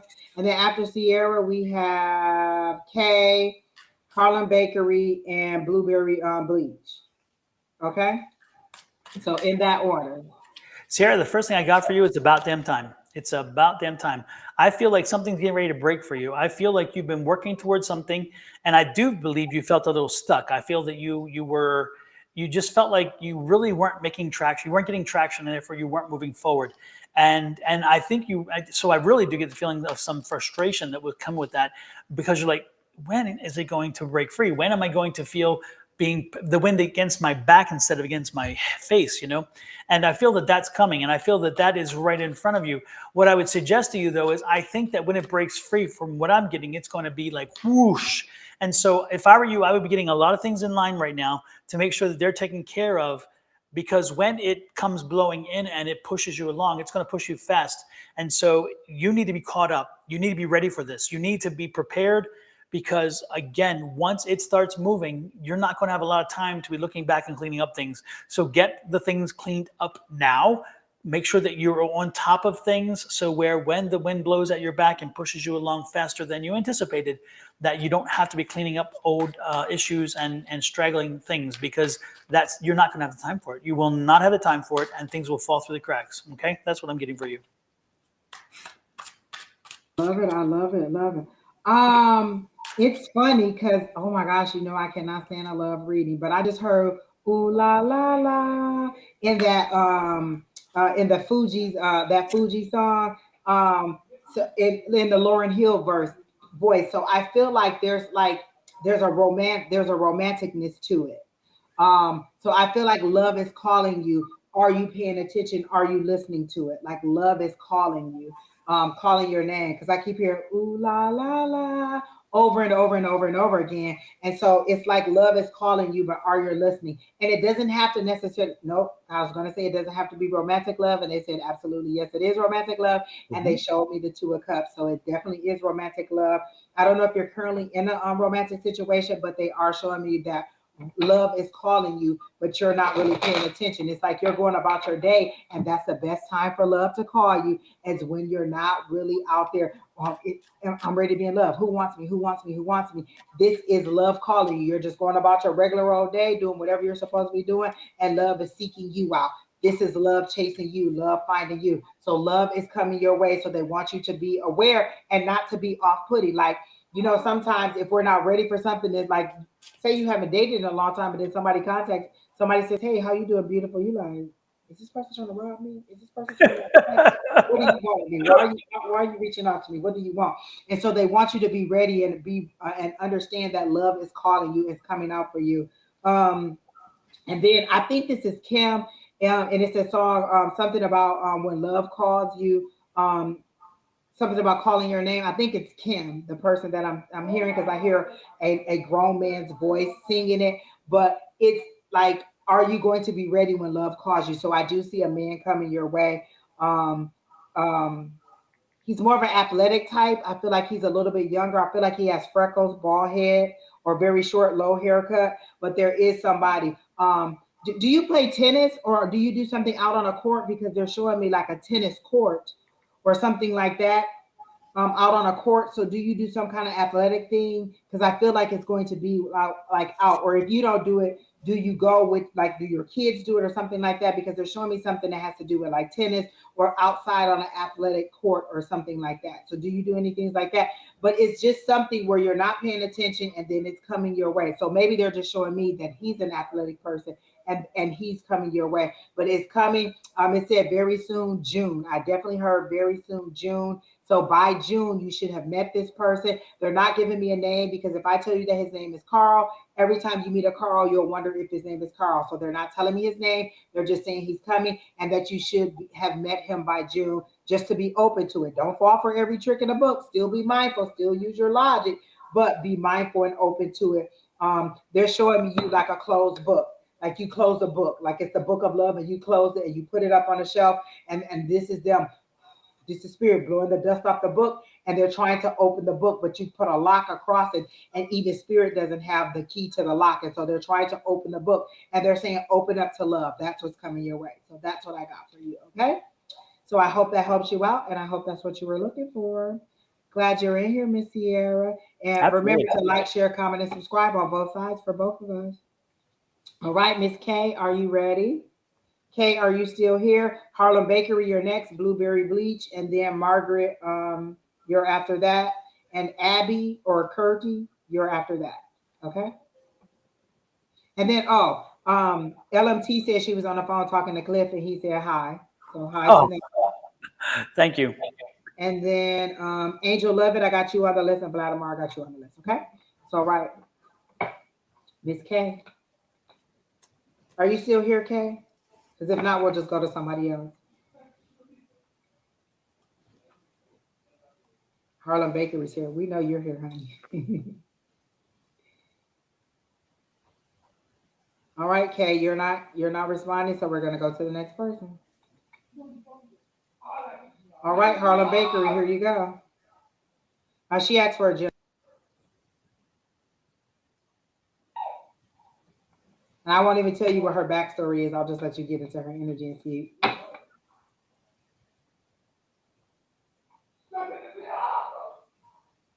Post a question. Don't ask if you'll be able to get on the list. Just post your question.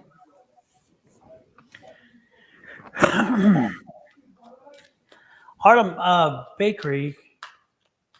I'm picking up child energy, kid energy. Um, let me see where this is taking me.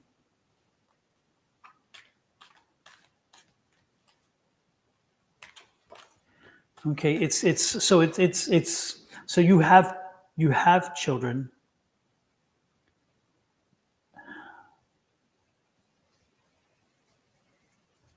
You have are your children older? Because I'm picking up. I don't know. Of course, I don't know your age, but you have some older children? Are your children older, or do you have? Because again, you have two. Yeah. Okay, but are they older children? Because I'm not picking up young ones. But I'm picking up as older energy, older children energy. And are these children who um are you 10 and 3? Okay, no, I'm picking up okay, no. Mm-mm. So then this would be so no, then no, this can't work then. No, this kind of energy. No. Mm-mm. Okay. Do you have a sibling who passed as an older, was beyond like 10 but didn't quite make it into the 20s? Did you lose a sibling again somewhere that before they hit the 20s? Because I'm picking up some energy. I was thinking it's present energy, but I'm wondering if this is somebody who's passed over. No. Okay. Then let me work on that, Angie. I'm gonna try to figure this one out. I'm picking out again. There's something about kids, and there's something about a child, a middle child. It's like there's a middle child that's coming in, like a not middle child. I'm sorry, but a child in that age range that's coming in, an energy about a child of that age range coming in, and this child, the name is like it's a T. It's a damn. I don't know. It's a male. It's a male child, but again, it's not over 20, but it's over 10.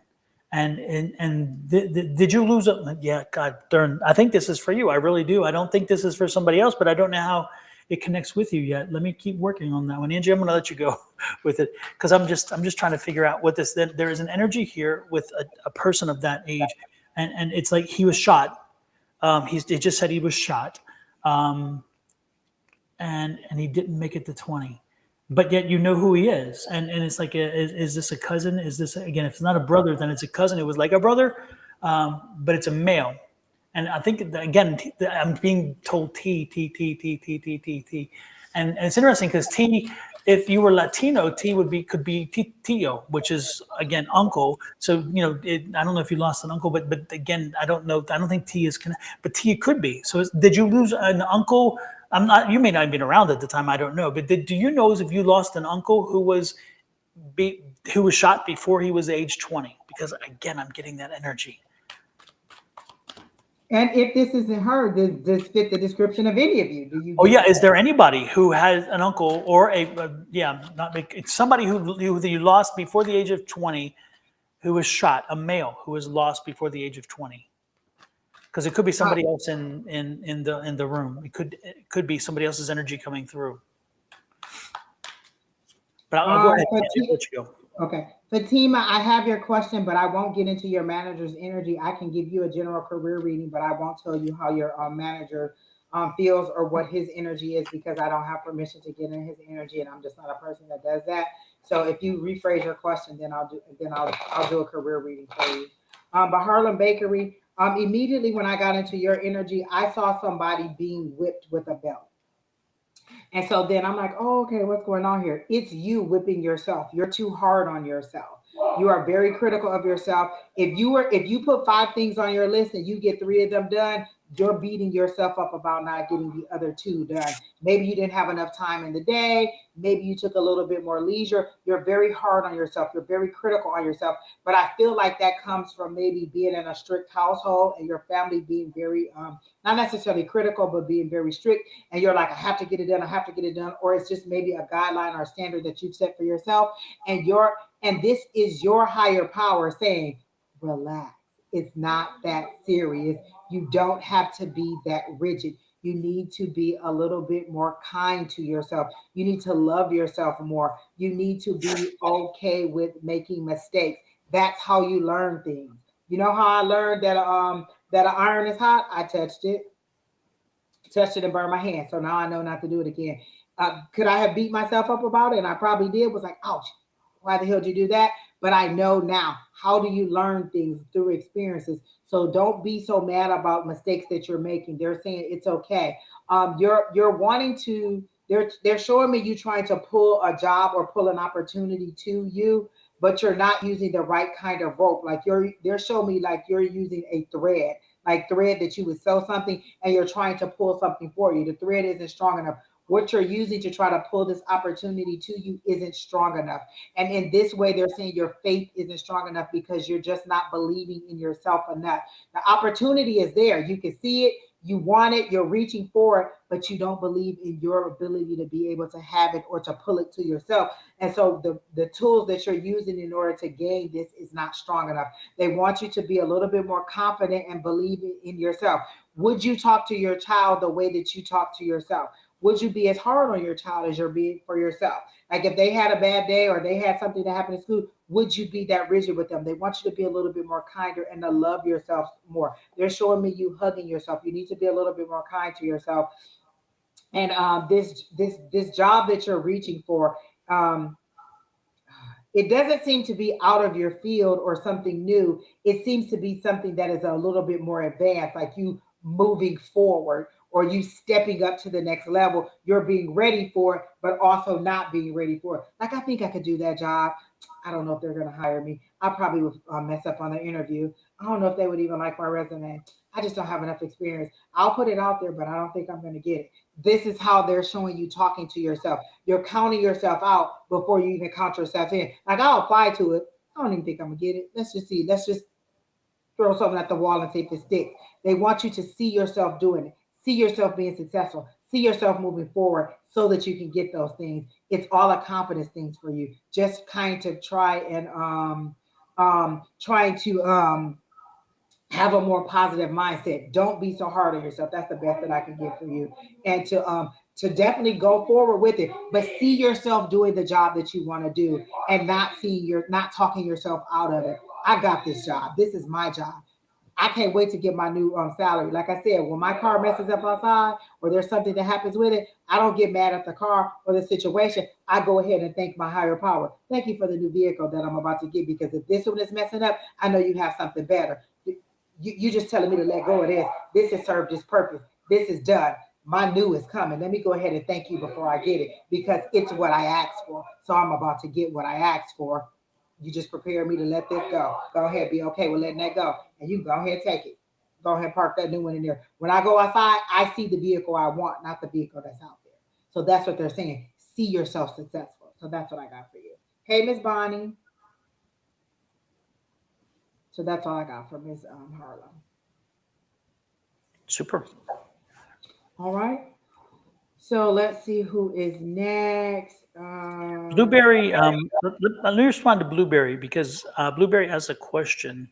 Blueberry, when you said you ask, I'm so confused. I'm so confused how you're getting all of these things popping into your head.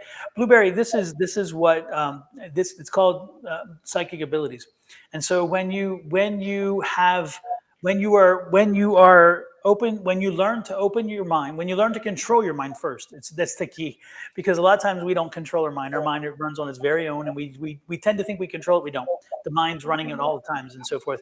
When you learn to control your mind and then you make yourself able to hear, to listen, and to hear, then often spirit will talk to you. And when I say hear, I don't mean actually hearing as in something speaking.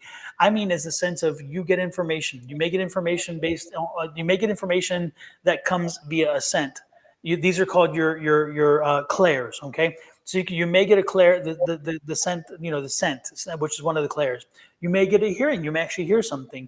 You may get a vision, and therefore you visualize it. You may get an inkling of a symbol or something, or you get information that downloaded to you. Like again, claircognizance or whatever. Each of these clairs are different, but that information I was getting was given to me by spirit. There was a spirit here that was giving me this information for somebody who was here. Initially, I thought it was her because as soon as she came through, or as soon as we talked about her, that energy was here. He's still here. So the chances are very real that somebody here tonight or somebody he's drawing in will come through. And so he was communicating with me, but downloading information to me. And again, that's the psychic. That's what when you are psychic, that's the psychic process. And so when you see me getting information, I am a conduit. I am like the TV. The signal starts elsewhere. HBO, Max, or anything else. It starts elsewhere and comes through the TV to the person. Well, I'm the TV. I'm just delivering the message and the amplifier so they can hear it at their frequency because they can't seem to have that communication with the spirit on the other side. This is the same thing that we're doing with the cards. And when Angie and I read these cards, the cards do serve a purpose. They may start a dialogue, or they may help to make things more visual to people who are out there like you, who may seem confused because they think, oh, if it's not cards, then you don't know what you're doing. Well, you don't need the cards. Most people don't need most psychics don't need the cards, but the cards are a great visualization tool, or sometimes they help the communication start. They give you a place to start because sometimes there's so much information. You're like, where do I begin? Well, the cards say, hey, start here.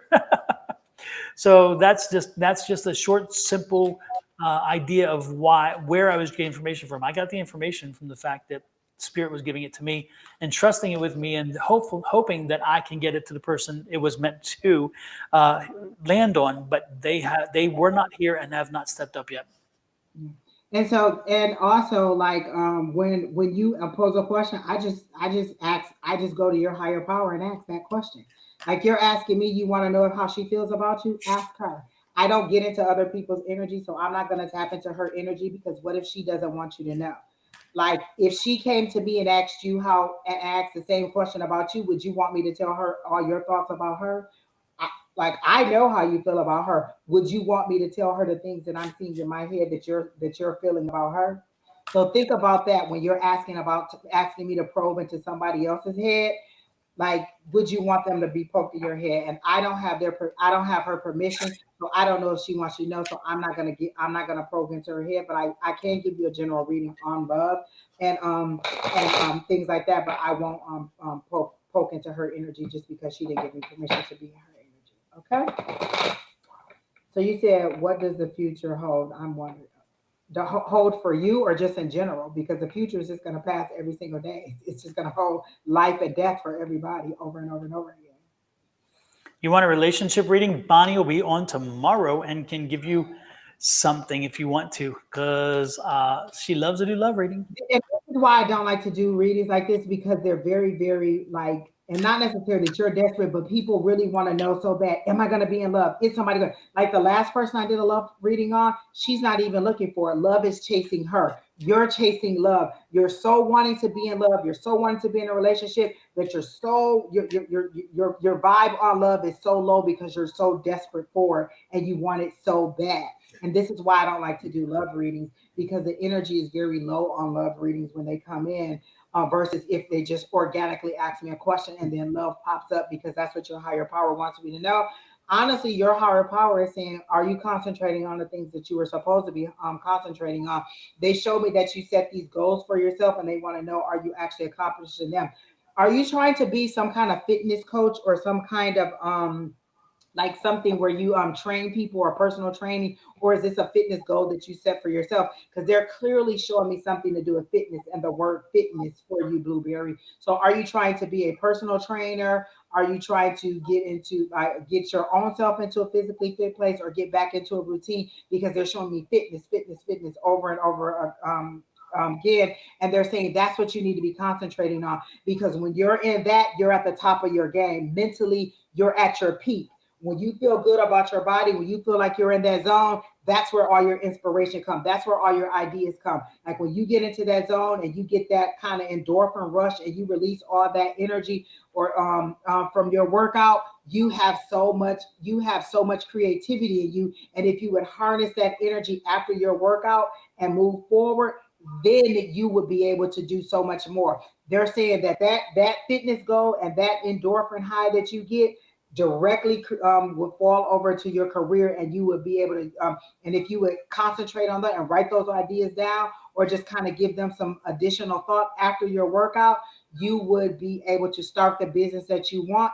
You would be able to be a little bit more successful in your career. So these two are linked, because mentally you are at your peak. Like when you get into that gym or when you get into your workout zone, you get so much information, you get so many ideas, and you get so much creativity, but you just dismiss it and you don't do anything with it. They're saying that energy is being sent to you because that's your place where you're not in your logic anymore. That's where they can talk to you. That's where you're not throwing out what they're saying. Like they may have told you, hey, you can design shoes. And you're like, ain't nobody trying to do that. Ain't nobody gonna buy no shoes that I design, because as soon as they gave you the idea, you threw it out of your head. And what they're saying is when you're in your zone and when you're doing good, all these ideas flow. And then if you would take those ideas and flesh them out and just kind of walk forward with them a little bit more, you could be way more successful. So use that fitness high to get you to that career success, because they show me you transitioning from where you are now to a more successful person. Like they actually show me you in a business suit and with a briefcase. Are you trying to get into investment or some kind of banking or some kind of money matters where you help people out that way too? Because they show me you with a briefcase and in a suit. So I feel like you're trying to get into some kind of financial sector or some kind of investing or something like that. That's what they're showing it to me. So is that true? Like you're trying to get into you're trying to break into some financial career or something like that?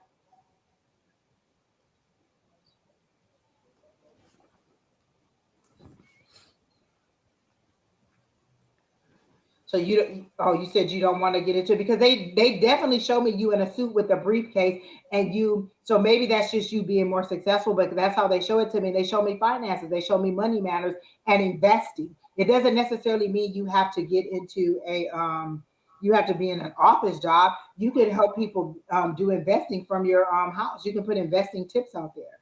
You want to get fit to fix your mental health. That's where all my issues come from. Exactly. And that's what they're saying. When you're in your fitness zone, mentally, you are open to more ideas and more things that are aligned for your career, and you to be more successful in your money matters. So you may not see yourself in that way, but this is how they're showing me you as a successful person in a business suit with a briefcase. As soon as I said it, nope, that's not what I want. That's not what I want to do. I just want to get healthy for my health. That's fine. that is your goal. But they're saying they're using that opportunity when you're in that mental zone to also help you to advance in your career. If you don't want to do it, you can continue to ignore them and continue to move forward. You said, I want to be able to receive messages. I'm showing you how they're giving you the messages, and what you're saying, that's not what I want to do it for. I just want my mental health. Your mental health has to be good in order for you to receive the messages. They're trying to show you how those things interact and how they overlap. Mentally, you're in a headspace where you're able to receive it. This is how we're going to move you forward. But if you don't want it, you don't have to take it. You can just move on. You're so stuck on the relationship thing and how you want that to be that everything else I'm saying to you, you don't really care about because you just want to know, does she like you? Ask her. You're a grown adult. You're a male. Ask her. If a man can't communicate to me that he likes me, or if he wants to know if I want to go on a date, then are you going to be assertive enough in the relationship for me to want to date you? Are you a dateable person? Are you somebody that who would want to be who you would want to date? If you met you, do you think you're ready to be dated? Do you think you're ready for that relationship? Do you think you're ready for that commitment? So those are the only questions. Not does she like you? Are you ready to be in a relationship? Are you ready to be liked? Do you have the mental capacity to get into a healthy relationship and be and give that and have that give and take with somebody? If you can't even ask me if I'm interested in you, or if I want to go on a date with you, or if I want to exchange numbers, then are you really ready to move forward? Because what else is it that you're not going to be able to ask me to move forward on? And I'm And not trying to be mean, but I'm just saying. wow. One more thing, Blueberry Beach. You're saying I was going to ask her tomorrow. I just wanted to answer. I wanted my answer right now or tonight. Have you? I don't mean to be rude to you, but have you lost your mind? Because, and I mean, I mean that in the most polite way. If you're so impatient and you want to ask her, then why are you waiting? And if you got the wrong answer tonight, would that change you from asking tomorrow? I mean, your statement there concerns me in the fact of what you're saying. And again, I'm hoping that it's not intended to. And again, I'm not trying to be mean about it. But when I read that and it says, I was gonna ask tomorrow, I'm like, and then you say I'm very impatient. If you're impatient, you've been waiting all this time. Why didn't you already do it? And again, if you hear from two people who are sitting on the other side of the world and going to give you some advice because you don't have the confidence to follow through yourself, and then it's going to change your way of thinking. Come on, dude. Let me tell you this. This statement right here, don't waste this girl time. You about to pull her right on down. You lack the self-confidence. I don't understand why she likes me. Then you know what? Don't waste her time. This is one thing that I cannot stand is I like you. I don't understand why this person likes me. And so every single thing is you not believing or you distrusting me or you not whatever. You're not ready for a relationship. You're not confident in who you are and as to what it is. It doesn't matter if this person is an athlete, if this person is a billionaire, if this person is a med student. If you connect energetically, you connect energetically. You're seeing her status, you're seeing her up here, and you're seeing yourself down here. So are you ready to connect? No, because you've already put her on a pedestal and you put yourself here in the basement and thinking you're not good enough. You're about to waste her time. You're about to irritate her. And this relationship is doomed before it starts because you've already put her up here. Look at how you described her. And then look what you said about yourself. Don't waste her time. Don't even do it because you're about to annoy her. Don't waste her time. Get yourself together to the point where you feel confident. Like right now, if a guy is a garbage man and he makes good money, he makes good money. It doesn't matter where I work and what I do. Are we both making enough money? Are we both focused on building a future together? It doesn't matter that or maybe he's an Uber driver, as long as he's out there hustling and making money. You've already created a disparity in the relationship right here. Look at the statement of how you described yourself versus how you described her. Nobody wants a project where I have to always over and over and over and tell you you're good enough. I like you for who you are. I think that you're amazing. I think that you're beautiful. I can't keep telling you over and over and over and building up your confidence. You need to already be here. You need to already think that you're powerful, that you're of equal status with me, regardless of where our money lies or what position or job you have. You need to already mentally be there. And right now, this is what you've created between you two.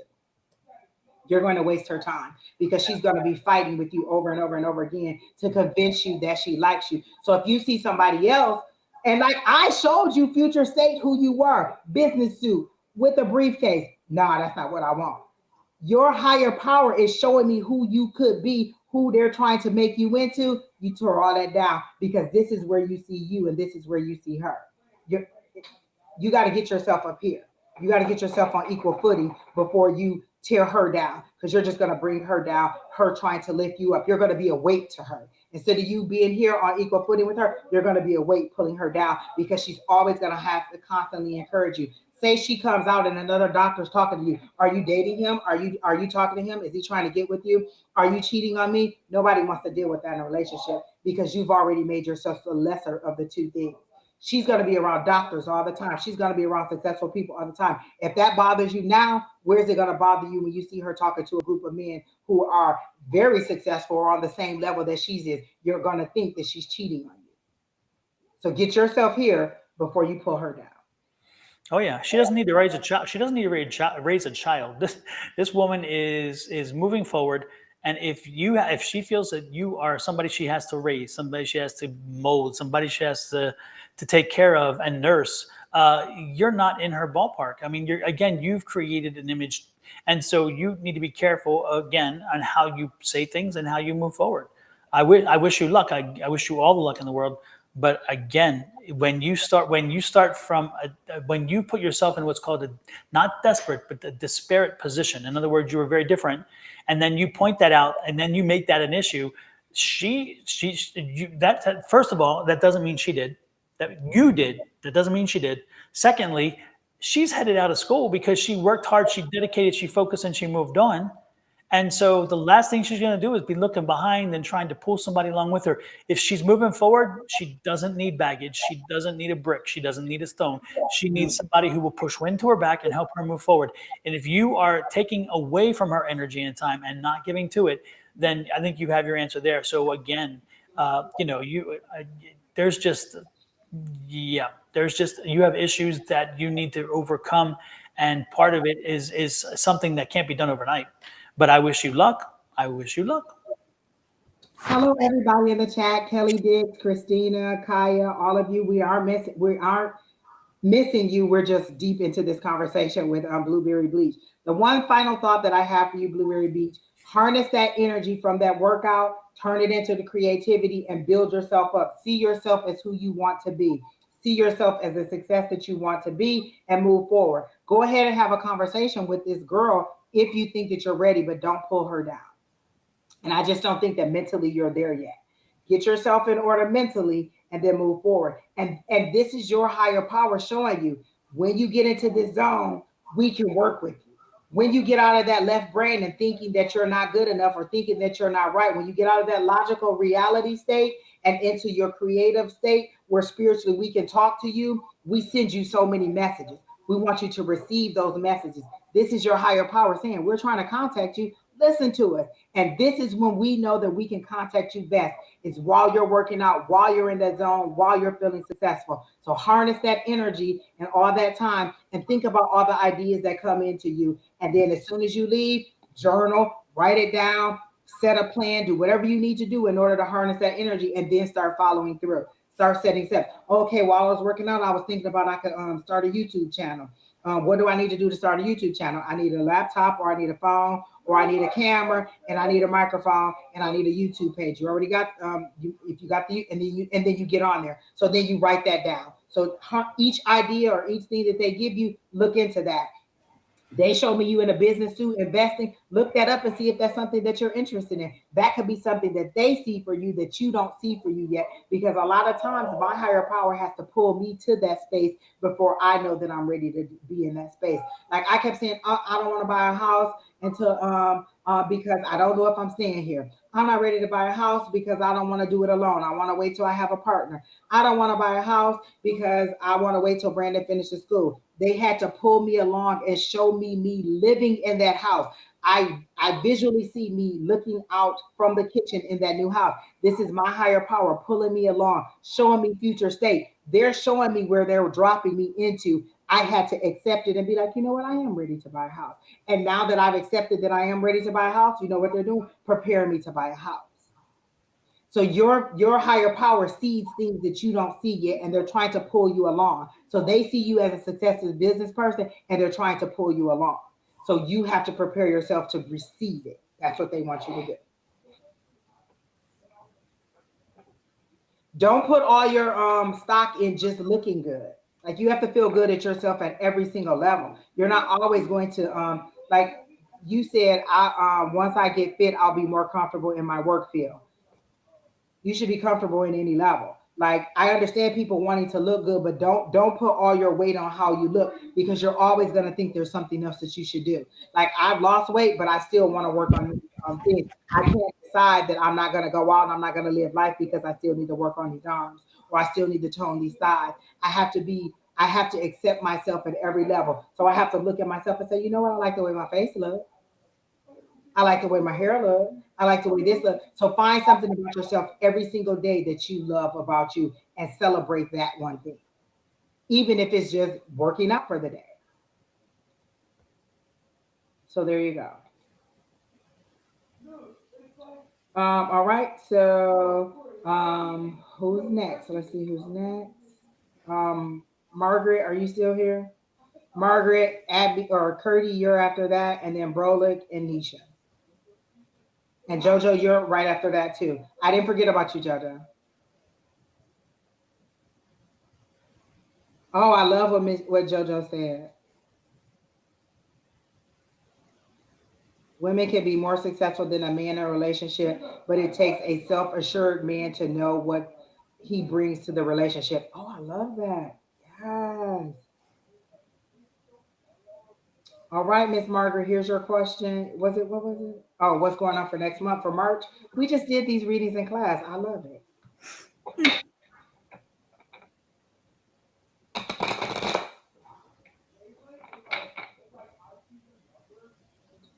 Are you waiting on a decision, Miss Margaret? Something to do with a legal situation? Because I heard, here come the judge, here come the judge, here come the judge, and it's in a positive way. Like the judge is coming in to give you this decision or this or settle this case for you, and it's in a good way. Like it feels like it's going to be in your favor, and they're showing me the justice card, and it's tilted a little bit to the right, so I feel like that's in your favor. Like you felt like it's been tilted to the left side, like this person is gaining or that this person is having more luck than you're having. And it doesn't necessarily have to be a legal situation. It just could be a battle, a relationship situation, a family situation where you don't feel like you were on equal footing and everything was, and the favor was tilted in somebody else's favor, and now it's going to be tilted in your favor.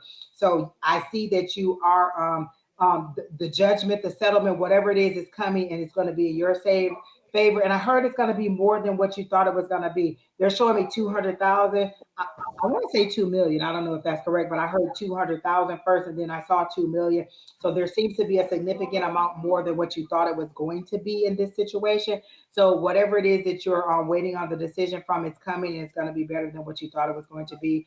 I heard in the next 30 days, and then pay out maybe in the next 60 to 90 days is how they're showing it to me. Okay. So there you go. And this is Margaret. Yes.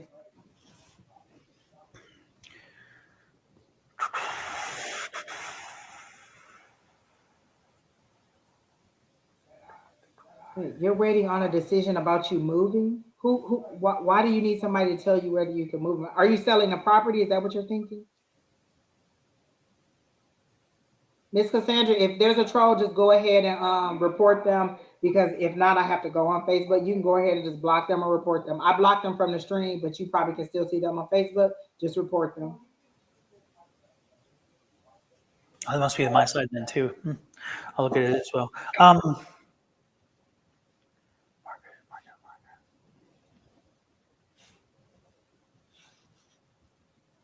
Yeah, kind of. That's what I thought. Margaret was the assistance thing. It's going to come through. You're going to be fine that way. The frustrating part is, are you going to be able to find the housing that you're looking for? I don't know. I think your next. I think the next place you move into is not going to be a place that you like a whole lot, and it's not going to be as nice or as comfortable as the one you're in now. But I do think you're going to find a place. Again, it's just and I would not get too tied down and too connected in that space, because I think that once you move into that space, as the year progresses, you're going to find the one that you really want, and then you'll be able to move into it. But I don't have great news for you in that sense. Again, that this coming place, the next place you're moving into, that's again, the assistance is coming through. You're going to get all that, no problem. It'll all switch over. You'll get your letters, and then you'll give them to your landlord. The landlord's okay with it too. But again, I don't think this is going to be the house or the place that you really want to be in. So I wouldn't take root there. I would not be, putting a lot of stuff out and whatever, because I think that you're going to find the one you truly want down the road a little bit, and you're going to make that move. So that's what I would be prepared for if I were you. Again, I don't see strong roots. Again, I'm not getting a strong roots in this situation. But I do see you having to move, and I do see you having to be in a place you don't like for a little while until you get the place you do like. So be patient. Again, it pays off. Okay, that's what I'm getting. Yeah. Okay. And like I said, 60 to 90 days. Like I feel like the decision will come in 30 days, 60 to 90 days. You'll get the funds that you need to go ahead and move. But I do see it as a success. So be ready to move and mentally see where you want to go. Like I pictured myself here. That I saw them build this complex from the ground up. I saw them put the sign up, breaking the ground, all that. I pictured myself in here. The first time that the first contact card I had with the manager here was 5 years later. She said, "Oh my gosh, we connected 5 years ago when this first property first came up, and 5 years later, I ended up moving in here. Well after they had got it finished, well after they had opened up and everything. I saw myself here. It took 5 years to get here, but I still got here. So you decide where you're gonna go. And so, is it safe? Well, you know the community better than I would. They're saying don't settle. Don't settle because you're in a rush. I feel like you're very impatient, and they're saying you're just ready to go. You're ready to go. You're ready to go. And I know doing a month sometimes is a little bit higher than necessarily, but they're saying take your time, take the anxiousness out of it, and stop thinking that it's not going to happen. So while you're waiting on the decision, have you been looking?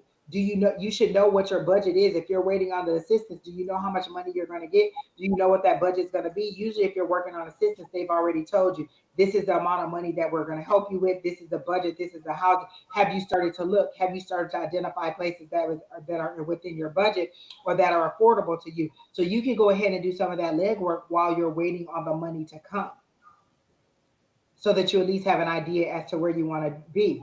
It's not the universe just taking you and dropping you down in a spot. It's you deciding where you want to go and them helping you to get along there. Don't lay down your power and say whatever you want me to do. That's just what I want to do. Decide where you want to be and allow them to give it to you. What does the Bible say? You have not because you ask not. What did you ask for? Where do you want us to go? If you say I just want some place to live, what if you end up living in a shelter? That's some place to live. What if you end up living in your car? That's just some place to live. Be specific about what you want. I want a 4-bedroom house in this neighborhood, near this school, in a safe area. I want a house with a pool. I want to live in this state. I want to live in this community. Speak what you want. Everything that you see started in somebody's head, and they made it a reality. So speak it. What they say, a closed mouth don't get fed. So if you don't say what you want, if I ask you what you want to eat, you say you want whatever, and then I go and get something that you don't like, I gave you the option. I asked you what you wanted. You didn't tell me, so you got what I want. Are you happy with what I got? Probably not, because you probably don't like what I want. So tell me what you want so I can give it to you. This is your higher power speaking to you, telling you, set the tone. Tell me what you want. It's yours. Just set the tone. Give me something to work with. I just want a place to stay. We'll just give you a place to stay. You decide what you want. So there you go. Hey, Miss Shauna. All right. So I hope that helps you all, Miss Margaret. We do see you successful. We do see you getting what you want. It's just you getting there. Okay. So Miss RT, I think that's what Curty, you're up. Are you ready? Are you here? After Curdy is Brolik, Nisha, and JoJo. Okay. If you're not here, then we're gonna move on. I can't wait to see you and Miss Shauna tomorrow because y'all are my Monday morning laughter. Listen, the 2 or 3 hours that y'all on, my work day go by so fast. I cannot wait to see y'all tomorrow. All right, Curdy, you're not answering, so we're gonna go to the next person. We're not waiting. Brolic, are you here? Nisha, are you here? Jojo, I think I know you're here. So any of those, whoever answers first, that's who's next.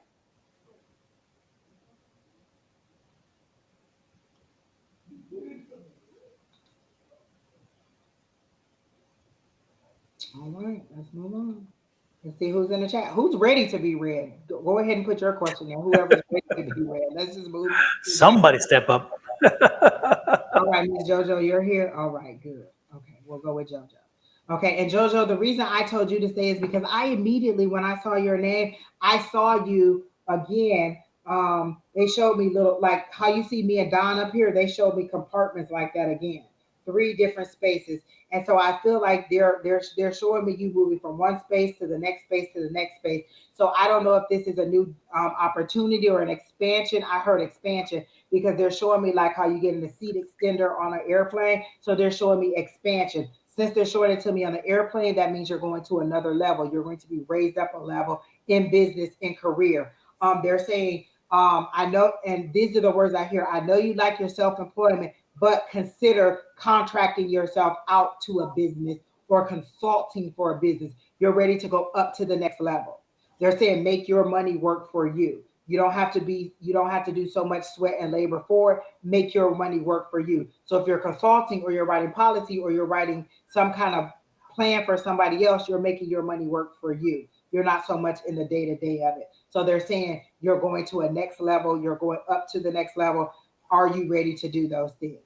And so that's how they're showing me. That's really the message they wanted me to show you is that you're moving to the next level. A new opportunity is coming where you'll farm yourself out or contract yourself out to somebody else, and you'll be like the expert or the SME. That's the word that they gave me was SME for whatever it is. You do all the work yourself. Yep. And so they're saying that you are ready to move to that next level and you're ready to step up, elevated. That's why they showed me you in an airplane. You're going up to another level. You're rising higher than where you are. And they say, see yourself that way, see yourself successful. And have you started being looking in the mirror and telling yourself you're beautiful or you're sexy, something like because they're showing me like all this self-confidence and all this sunshine and radiance from your face, but it's self-talk, it's self-confidence that is oozing out of you, and they hear you speaking this positivity to yourself and they're cheering you on. This is what I see from your higher power, cheering you on and saying that you're ready. Like they see this positivity in you, they see you cheering yourself on, they see you recognizing your inner beauty, and they're here for it. So that's what I got. Jojo, this is Jojo, right? Yes.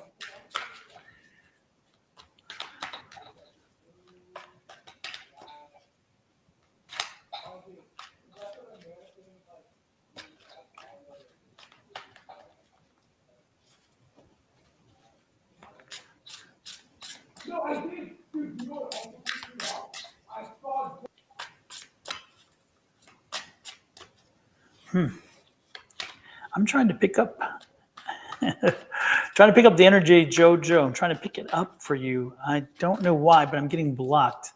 I feel very blocked right now.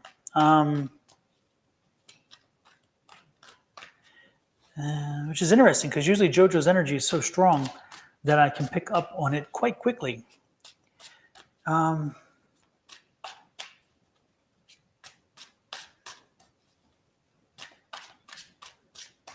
Jojo, are you having like a lot of anxiety? Is that what it is? Because generally that's the one thing that can help block me is anxiety. And I don't know, but again, for some reason, I can't seem to connect to your energy tonight. Yeah.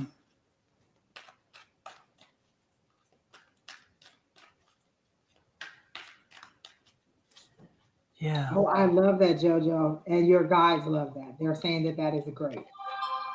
Yeah. Oh, jeez. Jojo, I'm useless to you tonight. I really am. For some reason, and it's interesting because I'm never useless for you because usually I can pick something up, but tonight I just feel like there's a block here. There's a wall here. I'm not meant to be able to get through to get that energy tonight, which is crazy. I've not had that before with you. So this is what she said. I see. Yeah. Well, I'm told, Jojo, I am told, don't go back. That card, I was just shuffling the cards, and this card flew out as soon as I read that thing you just said. So look at that. Don't go back. No matter what, don't go back. You made your decision. You know what you wanted to do, and again, this card just flew out, and it's like that. Don't go back card. Don't move backwards. Don't just keep moving forward. And so I'm guessing. I mean, yeah, that's the message it was meant to from the cards. I guess if I couldn't connect energy wise, psychic wise, the cards decided they were going to give me something at least. So I appreciate that, cards. Thank you so much. Long-term friends. You go in the trash can later. I don't know. Oh no, these cards are wonderful. By the I way. had to do that the other day with Angel. I had to do that the other day with Angels. Like I've read her so many times. I was like, you know what? Let me go straight to the cards. And the cards was just like boom, boom, boom. And as Yeah. soon as they came out, the words, I was like, there it is. I was fighting too much with myself. And it's interesting, Jojo, the other card that was on the bottom here that I just stopped. I just got tired of frustrated with the energy not being in the cards even. And yet look at what's on the bottom of the deck, which is the overall energy. I love it because anytime it's on the bottom, it is the overall energy. And that overall energy is this is your path. I mean, it just follow your path. You know what you have to do. You know where the path is leading you. You know where you're being drawn to do. Again, you're definitely being drawn not to go backwards, but move forward. So that means movement. And then look at this. We have the underneath that is the Knight of Pentacles. And so you are moving forward. As you move forward and you are moving forward, it's going to be a slow and steady process. You see the leg's not high, so he's not running. It's just walking forward, but walking forward to, again, Pentacles, which is nice, which is happiness and abundance. So again, this is movement forward. This is being on your path because, again, it's where you're directed. And most importantly, don't go backwards. Just keep moving forward. And look at this. Again, that's the Get Moving card. That's the Three of Wands. That Three of Wands is in a business. It means get moving. Get moving. And then right underneath that, look at this. The Empress card. If you talk about newness, you're talking about birth, giving something, creating something, making something happen. I mean, what else can I tell you? These cards they just told the story that I could not connect to. It's amazing. They're telling you that this is part of your path, that you don't need to go backwards. Keep moving forward. You're on your path.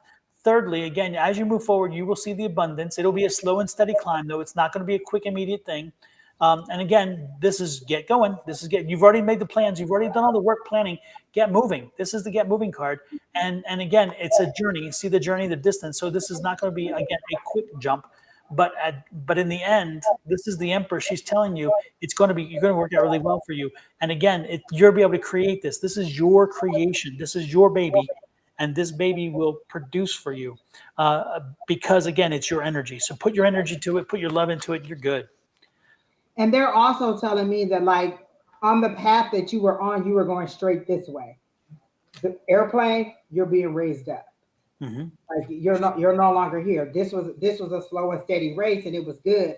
But it would have taken you forever to go up. It would have been like climbing those steps in the Rocky movie. It would have took you forever to get up those steps. And Mm-hmm. they're saying, let's just help you to raise up a little bit. Let's take a different approach to it. We love your approach. We love your hard work. We love your commitment. We love your reliance on self. But let's cut some of this overhead is a word that they're saying, and allow somebody else to pour into you, and then we'll raise you up. And if you want to then go a different route on your own independence and doing it yourself, then this is the way we'll take you. But right now, let us pour into you, and then we're going to raise you up. So they're pulling you up from where you are instead of just allowing you to take that slow and steady road across. So it still is going to be a journey, but your journey is now up instead of just straight across. Yeah. So that's how they're showing. And it's interesting too because the next thing came out. I took off of the top card just a few, and the one thing that stuck out real quick was the Knight of Wands, which again is moving toward a job, a new opportunity. It's going to create change. It's not, again, it's going to create change. There's a death card. And this is you creating it. So again, you have changed your position. You've changed the job. You've changed it. And again, it's you created that, which is what you wanted to do.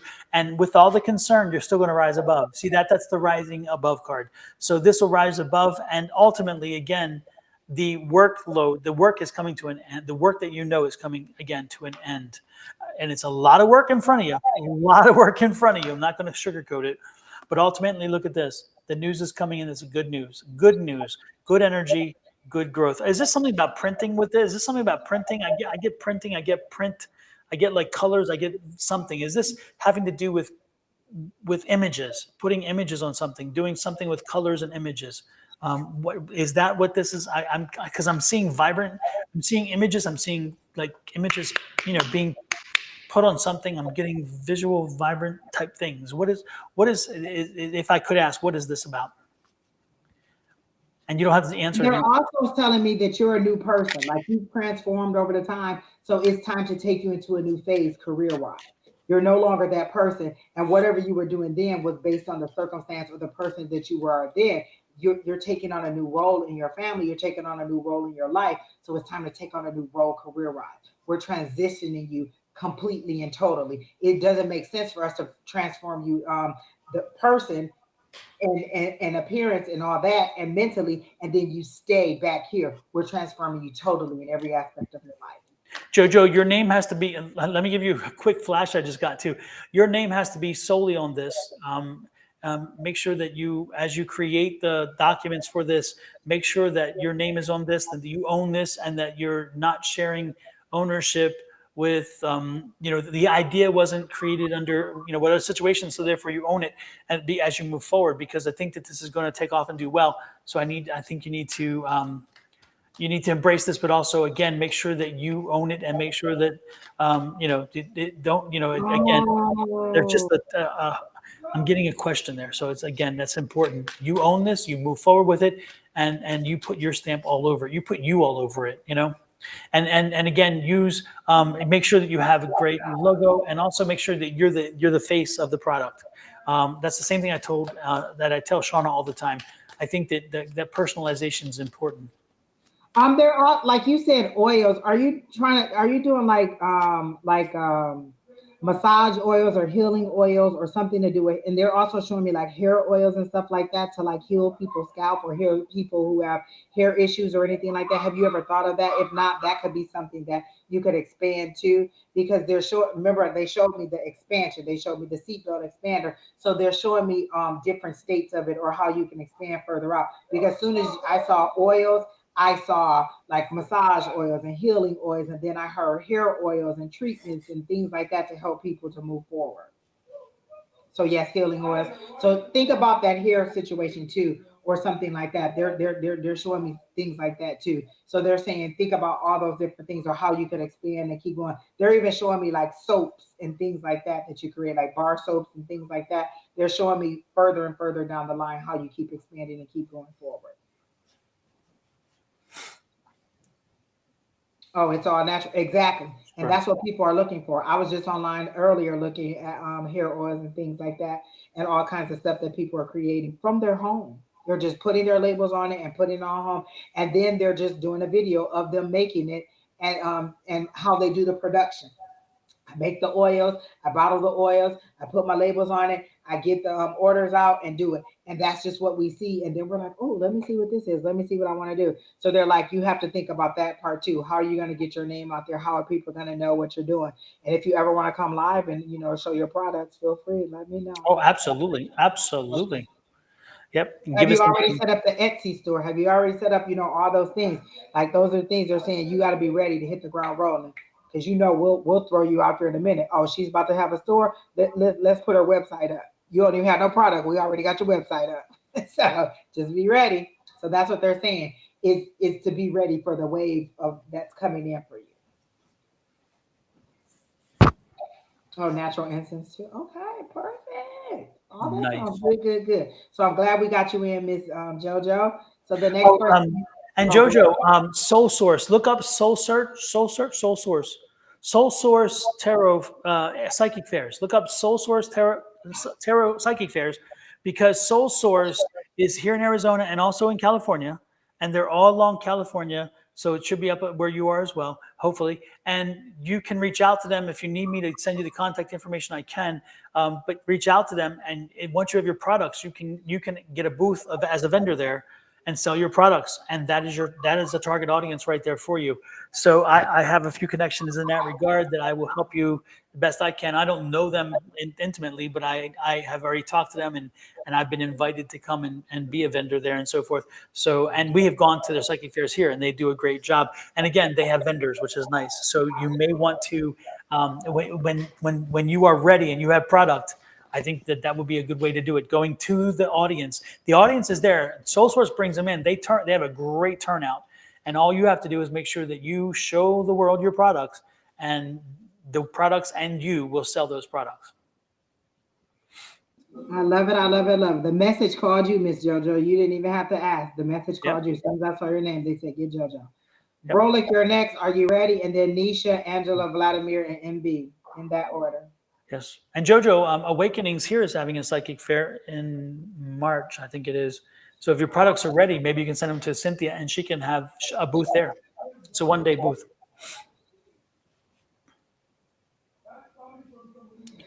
I like how she called her sister out. Get creating balance to help me at that shop.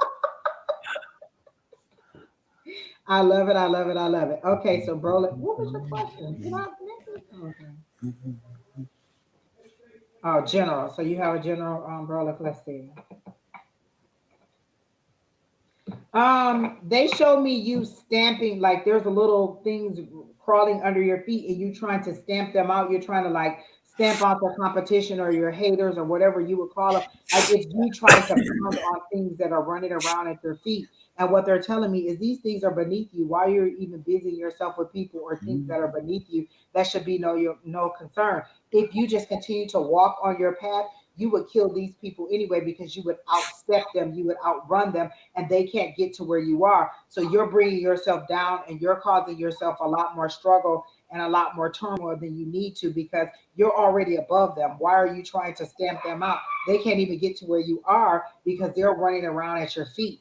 You're much taller. It's like an adult human. They're showing me like a grown man trying to step on like beetles and bugs. These things are way up under you, way smaller than you. They can't even reach the level of success or wherever you are. And why are you busying yourself with it? Keep going about your day. Stop worrying about these little things that are under your feet. You're taking yourself out of alignment. You're taking yourself off the path. You're taking yourself off of focus. These things are just distractions that are keeping you from moving forward. You know why you're not moving forward? Because you're worried about where you are. You're standing in place trying to get rid of people that are already beneath you. If you just walk forward, you don't even have to worry about them. So they're saying you're standing in place, not because they're holding you, because you're busying yourself with something that doesn't even concern you. Move forward. Your destination has been set to move forward. You're standing in place, worrying about bugs on the ground, which are just annoyances when you could just walk forward. You're concerning yourself with things that are unnecessary or that don't even have any impact on what you're supposed to be doing. So what if this person doesn't like you? So what if this person says something bad about you? So what if this person thinks that you're not doing everything you are, or that you think that you're a goody two shoes? Maybe you are a goody two shoes. Maybe you are more successful. Those are things that were afforded to you. You don't need to worry about those things that are beneath your feet. So that's what I heard. This is for Brolic. Brolic.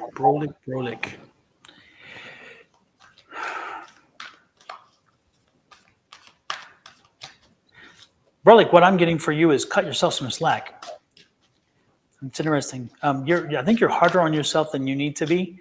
Maybe you feel that that's justified, but I'm getting the feeling like you're a little too much on yourself.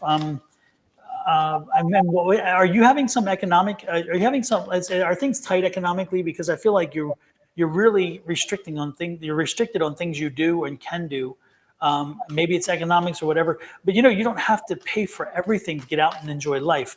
I'm being told that to get out there and get into life and get involved. But again, you don't need to do something. You don't have to spend money to do that.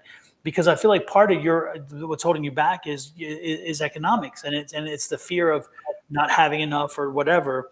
And I'm being told that there are many things you can do to get into life, to get into the world, without writing a check for, using a credit card for. So I really do believe you need to get back into social networking, and you need to find a way to build your base of friends. And unfortunately, I get the feeling that some of your friends, some of the people who you thought were friends have turned out not to be so much, which has kind of put you in a situation where you have a trust problem. And I'm telling you, that happens. That's life. But you don't stop living because of that. What you do is you harden your shell and you find ways in which you could have identified the situation, or were you blinded by it because you didn't want to see it. But again, now learn from that experience and teach yourself how to use that as you move forward to see what you need to see, be prepared, and most importantly, to help you navigate those waters. That's what friendships do. That's what relationships do.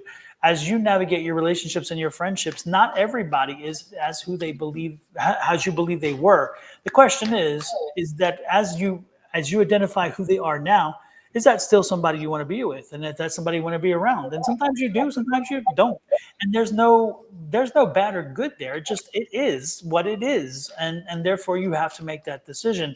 And so what I would suggest to you, very strongly suggest to you, is again, reflect on what happened, reflect on the people who let you down, the people who proved not to be the people you thought they were, and look for the signals where you probably missed because you didn't want to see it or you couldn't see it. And sometimes the didn't want tos are harder than the couldn'ts, because the couldn'ts are, okay, I really didn't see it, where the didn't want to is like, I ignored it because I was hoping for the best, which is, again, a kind of a stranger, uglier proposition.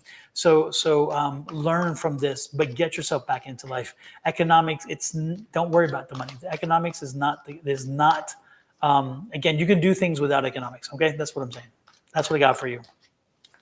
One more thing, and Miss Bonnie says she loves your shirt, Don. Thank you, Bonnie.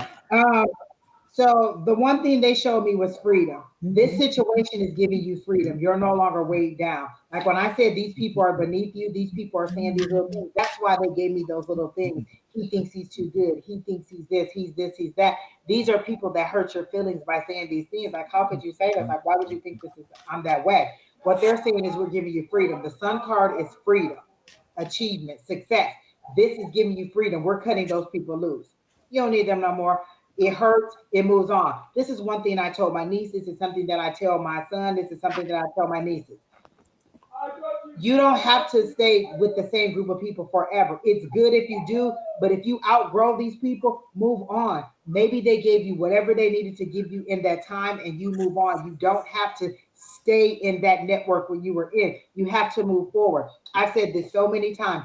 Don opens me up to so many different things that I would have never known had I not met him, just business wise, just how to plan financially, how to look forward to things.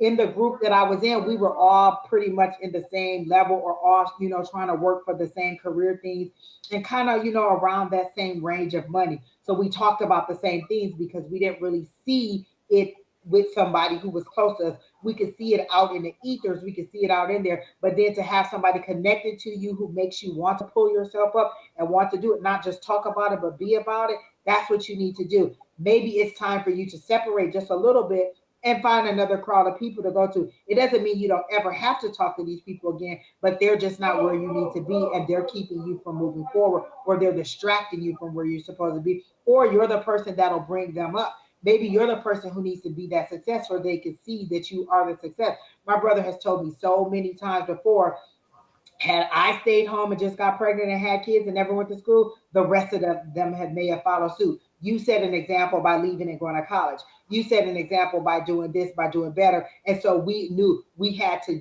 be just as good. We had to be better. We had to accomplish. We couldn't just sit there and be nothing. And so that was something that I love that he said to me. He may not understand or know how much that meant to me, but it meant a lot to me to know that just that one decision to leave and go to school, to get a degree, to do this, to do that, was motivation for them. So they knew, like, you know what? We don't got to stay in this spot. We can go to the next level. And so that's what you need to do. You're putting yourself in a prison by trying to hold on to these relationships like they're your oxygen. Sometimes you can separate. You don't have to drop them completely, but you also don't have to continuously stay in that same cage that they're putting you in. This is you tying yourself up and binding yourself to this situation mentally, because swords are thoughts. This is you. I got to repair this relationship. I got to make this right. I got to stay with them. Sometimes you just need to have that separation, and you can go back in a couple years. You can go back in a couple months. You can reconnect, but you don't have to stay down there, because we're all at the bottom. I need to rise up, and then maybe I'll motivate them to rise up, if for nothing else, to be that motivation. And then the Page of Wands. This is new opportunity. This is somebody bringing you new opportunity, bringing you information, giving you information. This is creativity. This is passion. This is you changing that mindset, you thinking in a different way, you learning something, doing something different. Pages are either learners or they're bringing information or it's communication. So maybe you need that new communication. Maybe you need that new resource. Maybe you need to learn something different and you need to disconnect because they're not ready for that. So don't feel bad. Don't distract yourself and keep yourself in the same place. Move forward. Your higher power knows when it's time for you to break free and move forward, and then they'll try to catch up with you or they'll move forward with you. Don't stay back there because they're not ready or they don't understand the person that you're becoming. Move on. That's what they're telling for you. So that helps. Okay. Hey Sherry Shaw or Shari. I keep calling you Sherry. Hey Shari. Hi Vernetta. Oh my gosh, so many new people in here. All right, so I hope that helps you out. And we're going to go ahead and move on to the next person. And it is Nisha or Angela Lovett or Vladimir. Vladimir, I know you're here. So Angela or Nisha, are you here? If not, we're just going to go to Vladimir. As a matter of fact, we'll just go to Vladimir because I know that this person is here. So Vladimir, are you ready? And then MB, you're right after that. And Maxima, you're after that. Okay? All right, Miss Katie, it was good to see you in the chat. Vladimir, the thing I got from you, the thing I first picked up for you, the energy that came to me for you was in reference to job. So I don't know if that was your question. I don't know what your question is. It's just it says any guidance, but I'm getting job related. I don't think you're happy where you are. I don't think you're contented with what you're doing, and I'm wondering if again you've thought about and whether you've given specific focus on a new opportunity or a new job. I think that if you're going to turn around the kind of feeling that you're in right now, part of it's going to be because of a job. So I think that you need to be looking, you need to have your ear to the ground. You need to be telling people that you may not be wanting to move at this moment, but if an opportunity arose, you would definitely consider it. In other words, put it out there so where you say, hey, I'm available if, and therefore let the universe do some of its job by you sending some of that energy. So where, again, my biggest thing for you right now is employment and job and dissatisfaction that's leading to the again it would be a definitely a smoother life for you, I think, if you found it. So that's what I'm getting for you. And I don't know if you're looking for a job, but again, I think it is.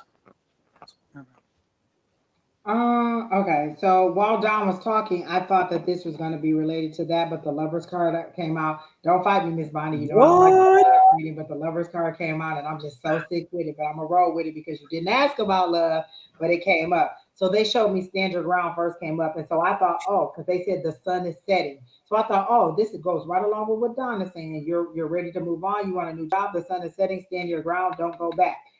So I was waiting to see what the next card was. The next card that came out was the Lovers. I'm covering up because they naked as a jaybird in their birthday suit, and you know they don't like it. So the next card that came out was the Lovers, and I went like, oh, what are you trying to tell me about the Lovers?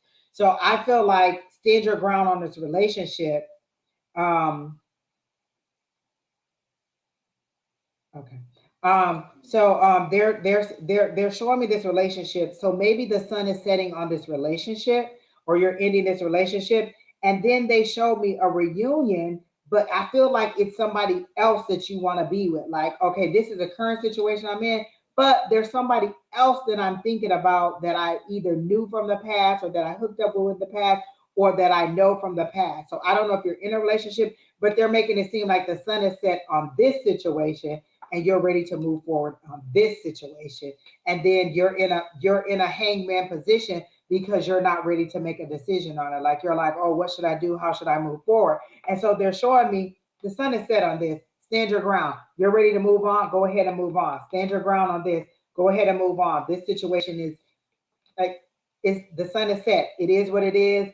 No love lost, or maybe this person is a little bit more into you, but you're just not, like you seem to be bored with it. Like, and I don't know if this person is super shallow or this person is just like a money person or saw you as their purse or their bag, but you're kind of bored with them. You're kind of over that situation and you're thinking, hey, I could go back to this person and this is something that I kind of really like, or that I kind of really want to go back to, or that I've been thinking, or maybe you saw this person in passing, but for some reason this person has come up And this is that reunion card, but this is also that, that celebration card with family and friends and something like that. So I feel like maybe you're trying to spin the block on somebody and you're ready to move forward. And so this is you thinking like, what should I do? Like, I don't really want to hurt this person's feeling, but I'm just not really feeling it. So who do you want to make happy? Like, are you gonna stay in this relationship and keep this person like happy, or what you think may be happy, or you're going to move on and make yourself happy? And this situation, I don't think that you're ever going to make this person happy, because they're always going to want something else. It's like, say you are like, oh, you know what, I know she likes Starbucks, I'm going to go get her a Starbucks or a latte, or him or whatever. I'm going to go get this Starbucks for this person. You bring it. I don't like vanilla, I like cinnamon. Why did you get whipped cream on it? Why'd you get this? Why'd you get that? So it's never good enough. Oh, I'm gonna go and get this person flowers. Why'd you get roses? I don't even like roses. They're not good for the earth. There's thorns on it. I would have, like, it's never enough. Whatever you would have done would have never been enough. And you're just like, oh my gosh, I'm trying to be this loving individual. I'm trying to fix the situation, but the sun has set on it. You need to move on. This is where you need to move forward. And this is something that's looking like something that I might want to at least explore, but I'm stuck here trying to figure out. So I'm just standing here like, dang, well, what should I do? And this could also be your higher power holding you there until you fully disconnect. We're not going to let you circle the block until you totally end this, because we don't want it to be messy. We don't want you to bring this person into your situation. Let's go ahead, cut the line on this one, cut the cord on this one, and then we'll allow you to move forward. You're held in place until you decide what you want to do. So go ahead and move forward with how you want to do it. Okay. So that's how I got it for you. So I hope that helps. And I know you didn't ask for love, but that's how they presented it to me. Okay. All right, Miss Christina. Have a good night. It was glad. I'm glad that you were here.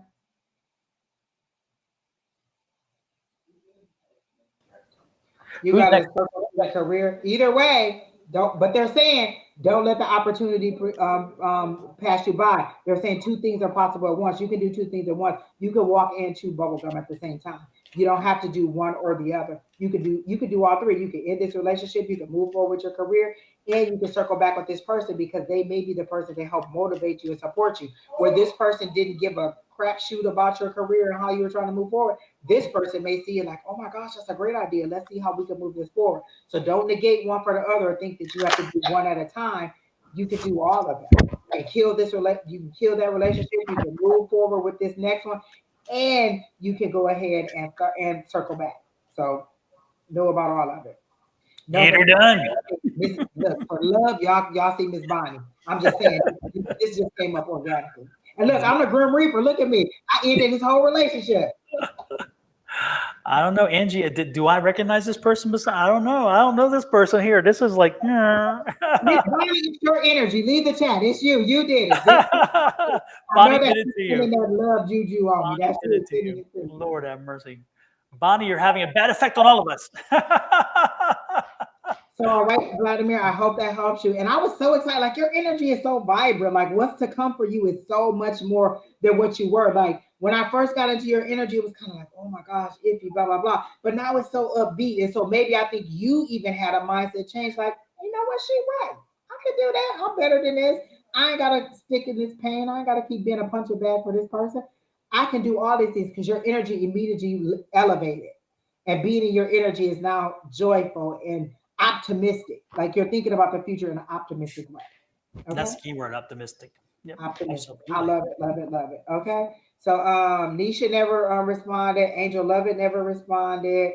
So Vladimir, we just finished. MB, I know you're here. Maxima and Fatima, if you're both still here, you're after Miss MB. Okay.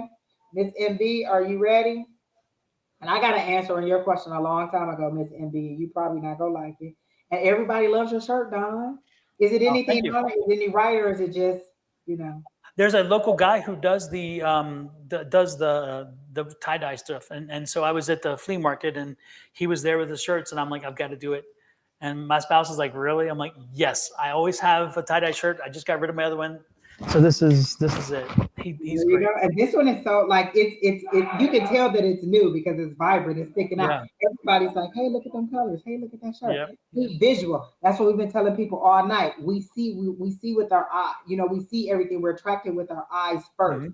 If you can't pull us in visually, we may not even get to the taste, the smell, or the touch. because we Exactly. didn't even see it visually. Yep. And I just lit my candle. Look at, I love this scent, sandalwood and myrrh. The combination of those two are amazing. It's so good. Yes, yes, yes. I can't wait for those candles that Miss JoJo was doing because I can just smell them. They smell really really sweet. Like I can smell them already. The candles that JoJo is talking about, I can smell them now, and I'm like, oh, I can't wait to get one of those. I can smell it, and I feel like there's going to be like little sparklies in it and things like that, that kind of crackle and pop while they burn. I can't wait for it. I can see it right now, But and I Jojo, see make sure that that. at least one or two of them are earthy because I love my earth. I love my earthy smells. I love the frankincense and myrrh combination. The Listen, I dragon. remember walking into the store and I said, "This candle smell like a man," and I bought it because it smelled like a man. So if you can give me a candle that smell like a man, I'm gonna buy that too. That's earthy. Exactly. I want to know All if I'm right. on my right path in my journey. MB. And immediately when I saw that, I said no, because they said you need some crazy faith to move yourself forward. You have an idea that is so crazy that you need to launch, that you want to do by yourself, but you are so in this logical mind. I need to go to my 9 to 5. I need to work this money. I need to make this money. And you have an idea that is so radical, that is so innovative. It would be like the iPad coming out. That's how they're showing it to me. That's how innovative it is. This business idea or this perspective plan that you have is, it's that radical, it's that necessary, but you don't have the confidence in yourself to get it out there. And they're saying, no, you're not on your right path because you're stuck in a 9 to 5, you're frustrated, your coworkers are not as smart as you are, and so you're always struggling either to prove yourself or to help them understand your thinking or how you got there, your mindset. And they're saying you this idea that you have is so much better than anything, and it'll set you up the way that you want to be, but you have to have the confidence in yourself to be able to move forward. And so they're saying, you know what the idea is, because I hear you saying, well, I don't know what you can talk about. They're saying, yes, it is. It's that crazy, that radical, that you know what it is, but you've already thrown it away. It would be like, oh, I think that people would like to have a keyless entry to get into their car. Who's going to want to have a remote that opens their car? Everybody's going to want to go to their car and put the key in there, and then they invented it, and it's the best thing ever. It's the convenience. It's something along those lines, as it creates convenience, and it's so radical that you have to believe in yourself to do it and to move forward with it. And they're showing that is a split screen. You can still work this 9 to 5, but don't come home and don't work harder for somebody else than you do for yourself. Dedicate yourself to getting your thing out, getting your idea out, moving yourself forward. The one thing I said at the beginning of this live when I was talking to that other person, I want to do this personally. I dedicated 200 hours to doing this last year, in addition to working my full-time job and my part-time job, and still did an additional 200 hours of live streaming and trying to get myself out here because this is what I want to do. That's my bread and butter. That pays my bills. That makes my savings. That gets me to travel and do the things that I want to do, or that I like to do, or that I have to do, but this is what I want to do. And so I still have to stay dedicated to this until it explodes on the scene and gets me where I want to be. So don't work harder for somebody else than you work for yourself. Give them what they need, meet your goals and deadlines there, but what are you doing to get your idea out there? So you really have to give yourself that focus and motivation. Come back here all the time. I'm telling you, the people in this chat encourage you so much, you'll think that you can go out there and fly a plane tomorrow. You'll be like, I'm getting that cockpit and fly this plane tomorrow. They done already told me I can do it. I know I can do it. Look at how they done motivated me. You need this kind of encouragement, this kind of motivation. So come back often. One of us is on every single day, Sunday through Friday. One of us is on. The only day one of us is not on is on a Saturday. So make sure that you are subscribed to every last one of us, so that you can go ahead and see one of us every single day. We're actually doing a readathon tomorrow from 6 a.m. all the way to 8 p.m. Everybody, every one of us, each one of us at a different time slot will be on here reading. You can see each one of us, and you can go ahead and subscribe to it. And you can go ahead and subscribe to each one of us. And every time we come on, you'll get the alert. But we're so motivating. Sometimes you need that tribe to support you, to tell you, girl, you can do it. You can do that eyelash line. You could do that hairline. You could do that makeup line. You could do it. You could do it. You could do it. Versus somebody saying, well, I don't know. I wouldn't give up my job for that like that. Listen, remember Jeff Bezos? Remember where he started? Him and his wife just trucking them packages to the post office and sending them off until he got where he's at now. And it's millions of people that work. It's hundreds of thousands of people that work for him now. You know what I'm saying? So don't let somebody else discourage you because they wouldn't do it. They weren't giving the idea and intentions that you were giving. This is for you. And also stop telling everybody your ideas. You're gonna be mad as ever if you go out there, you see somebody doing what you're doing, like, wait, what? I told her about it and now she doing it, but she changed it to a different name and she tried to make it seem like something else. You stole my idea. There you go. And that's what they're saying.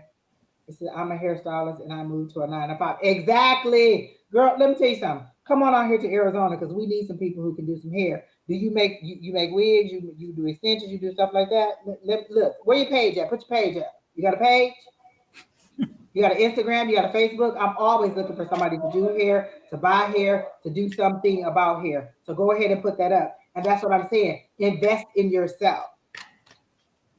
The one lady who does, there's another lady I know. She just moved here. She has a 9 to 5, but when she get off from that 9 to 5, it's tax season. From 6 to 10 at night, she's doing taxes, and you can get an appointment at 6, 7, 8, 9, or 10, and she'll do it. And then the next morning, she starts all over again. I had somebody else who did here who worked full time, but and then the rest of the day they came home and did hair. I used to do hair like that. I used to do braids. I would work my 9 to 5, and then I would come home and do hair from like 5 until whenever time I finished that night, and then all day on Saturday and Sunday. Invest in yourself. That's what I'm saying. So that's what I got for you. Absolutely. But it sounds like you are definitely on the right track. So the most important thing is just put your head down and push through, because again, it starts and ends with you. Nobody else in the middle, nobody else to blame. It starts and ends with you. And I'm like Angie. If the energy's there and it's meant to be, it's gonna be. And Yeah. but but it is not assured if you don't put the work in. So again, even if we tell you, oh, you're gonna be amazing success. Oh, we can tell you all this stuff. If you don't do the work, if you say, oh well, then I'm totally gonna be, I don't have to do anything. I'm gonna be successful. No, no, no, no, no. It doesn't work that She way. also has a product. Do you have some kind of something? There's something that you put on the hair or something that you do that is very, very good. Like there's something like I had a person, and it's what you would say is growing hands. You ever heard of that? It's growing hands. And so I've had people who she would do my hair. And so like I would go to her, she was the first person who I went to who actually would oil your scalp. Like most people watch, they just braid you up, sew your hair in, and she oiled my scalp. I was like, dang, it's different. This feel different. So when I would take my hair down after it had been up for a while, it would have grown. There's something about the way that you do your processes that people really, really enjoy. And so there's a product or there's something that you use that you could sell and you can make money off of. I've been trying to encourage my friend to do the same thing. She makes these turmeric pads, or facial cleansing pads that get rid of the dark circles under there. I'm waiting on her to send me my birthday package right now. I keep putting her all on blast on the internet. So by the time I get them, y'all be like, "Oh, look at your face going." I'll be like, "Yes," and this is her name. First thing I'm going to tell you to do is to create a website. Not even a website, a Facebook site. There's a lady who sells hair oils online that I saw today. $25 a bottle, and a bottle is about this big. Rosemary and fenugreek that she puts in there. $25 a bottle. You can get 3 bottles for 70 or $75. I think for like $70. And it's just stuff that she does at home. She shows you her in her house bottling the stuff, making the stuff. She doesn't show you all the ingredients, but she shows you this is me cooking it up. This is me putting the ingredients in. This is me labeling the bottles. And I'm just sitting there like, oh, that looks nice. That looks nice. So now I'm ready to click on her little link and go to her site and try to order something.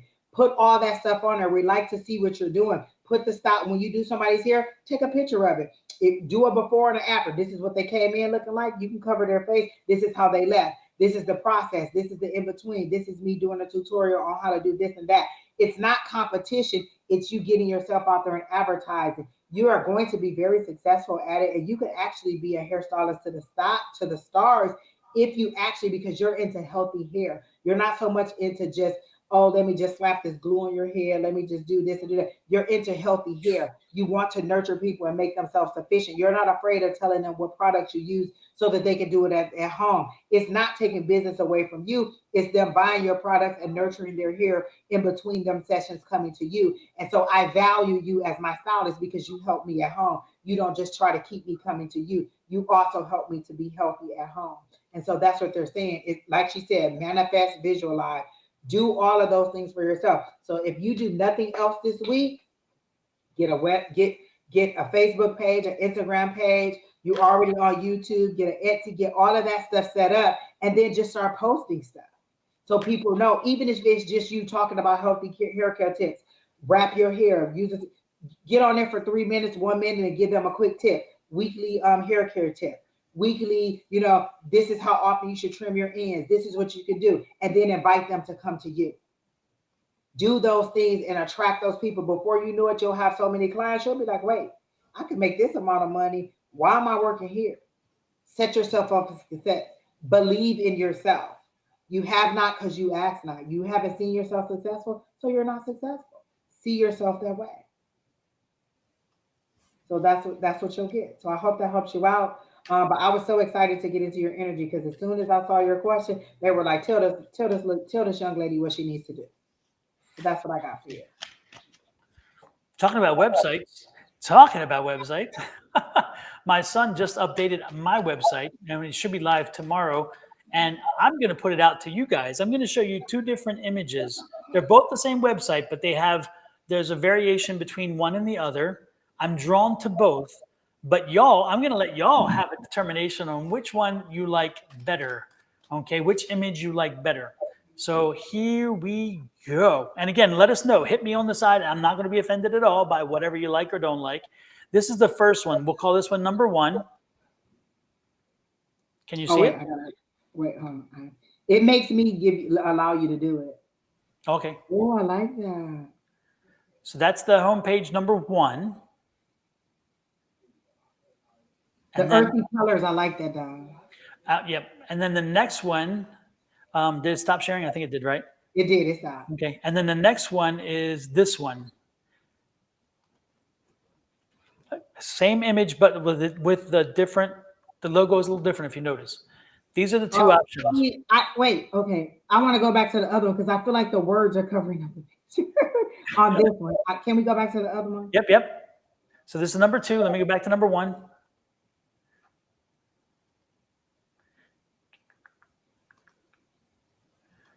And number 1 doesn't have all the white around it. I mean, when it's done, it'll look like number 2 with all the words and stuff. Oh, the same thing. I don't know. Oh my gosh. It's kind of hard, isn't it? Oh, what's the difference? Is the Sonoran a different color in the other? Yeah, this one, the Sonoran, is my regular logo on this one, but without anything in the background. And then if you look, my other Sonoran logo, which is more for the with the what do you call it? They voting in the thing. They voting right now. See the social media button? Oh, this one is so rich. I like this. It really pulls me in. It's so rich. Okay, I like this one. Me too. There's something about this image on this color. Sonoran, that pulls me in. Because it's kind of like a tree of life or something like that to me. Yes. Yeah. So I think this is the thing. And then, of course, this is the about me and everything else and my products and readings. But and then some people who gave me feedback already, which is nice. I love this one. Definitely. I love this one. Super. Oh, see, Miss Bonnie says she liked the moon phases. That's what that is, moon phases. I like that. I like this one. This is my favorite. Mm-hmm. So when you have a chance, let me know which one you guys like. We're putting it in the chat. Let's see. We got some 1s. We got some 2s. I like number 2 myself because the colors just look good to me. I like the way it looks. Miss Linda was drawn to number 1, but she loves them both. Tim Buck said me too. Me too what, Tim Buck? You like number 2 or number 1? I love that, Don. That's nice. I like it. Yeah, Michael did a great job. Great job. MB, also you can just go to where did I go to get blogspot.com.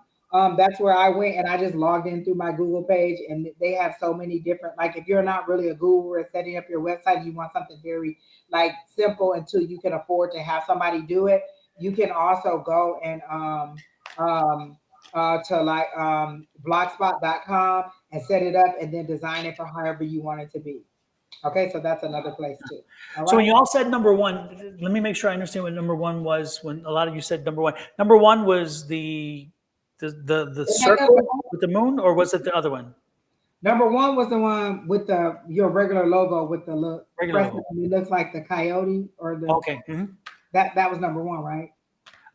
that's what I'm thinking, but I'm not. Yeah. I'm just making Because sure you that. said number one, that was our number one. Yeah. Okay. And then number two was the moon phases, the hmm darker one. That's the one that I was drawn to. hmm The richer tones. Okay, yeah. $10 said number two. He liked that too. Okay. All right, that was Thank quick. y'all. Appreciate that. All right. And so Maxima, you're next. And then Fatima, if you're still here. All right. Oh, while we load people up, by the way, soon enough you'll be hearing. I'll let you know when it happens. But I recorded last night. I was not able to go to class last night because I was recording a podcast, a national podcast, which will be out probably within about 3 weeks. And it's about my new book, which will come out in 4 weeks. It's going to come out on the 31st of March. So anyway, so that podcast will come out. When it goes live, I'll make sure I share the news with you. And I have 2 more podcasts lined up for people who want to also have me interviewed, which is very cool. I'm looking forward to it. One national, one local, and I'll keep you abreast of those as well. So I'm really excited that people want to at least hear what I'm talking about when it comes to affirmations, and that's what the book is on: affirmations. I love it. I love it. Yeah. Expanding. This is what I'm talking about, people. Expanding. Don is expanding. It makes us all expand. We all are exposed to something new. How did I get on live? Don came on live and just started on live. And then here we all are.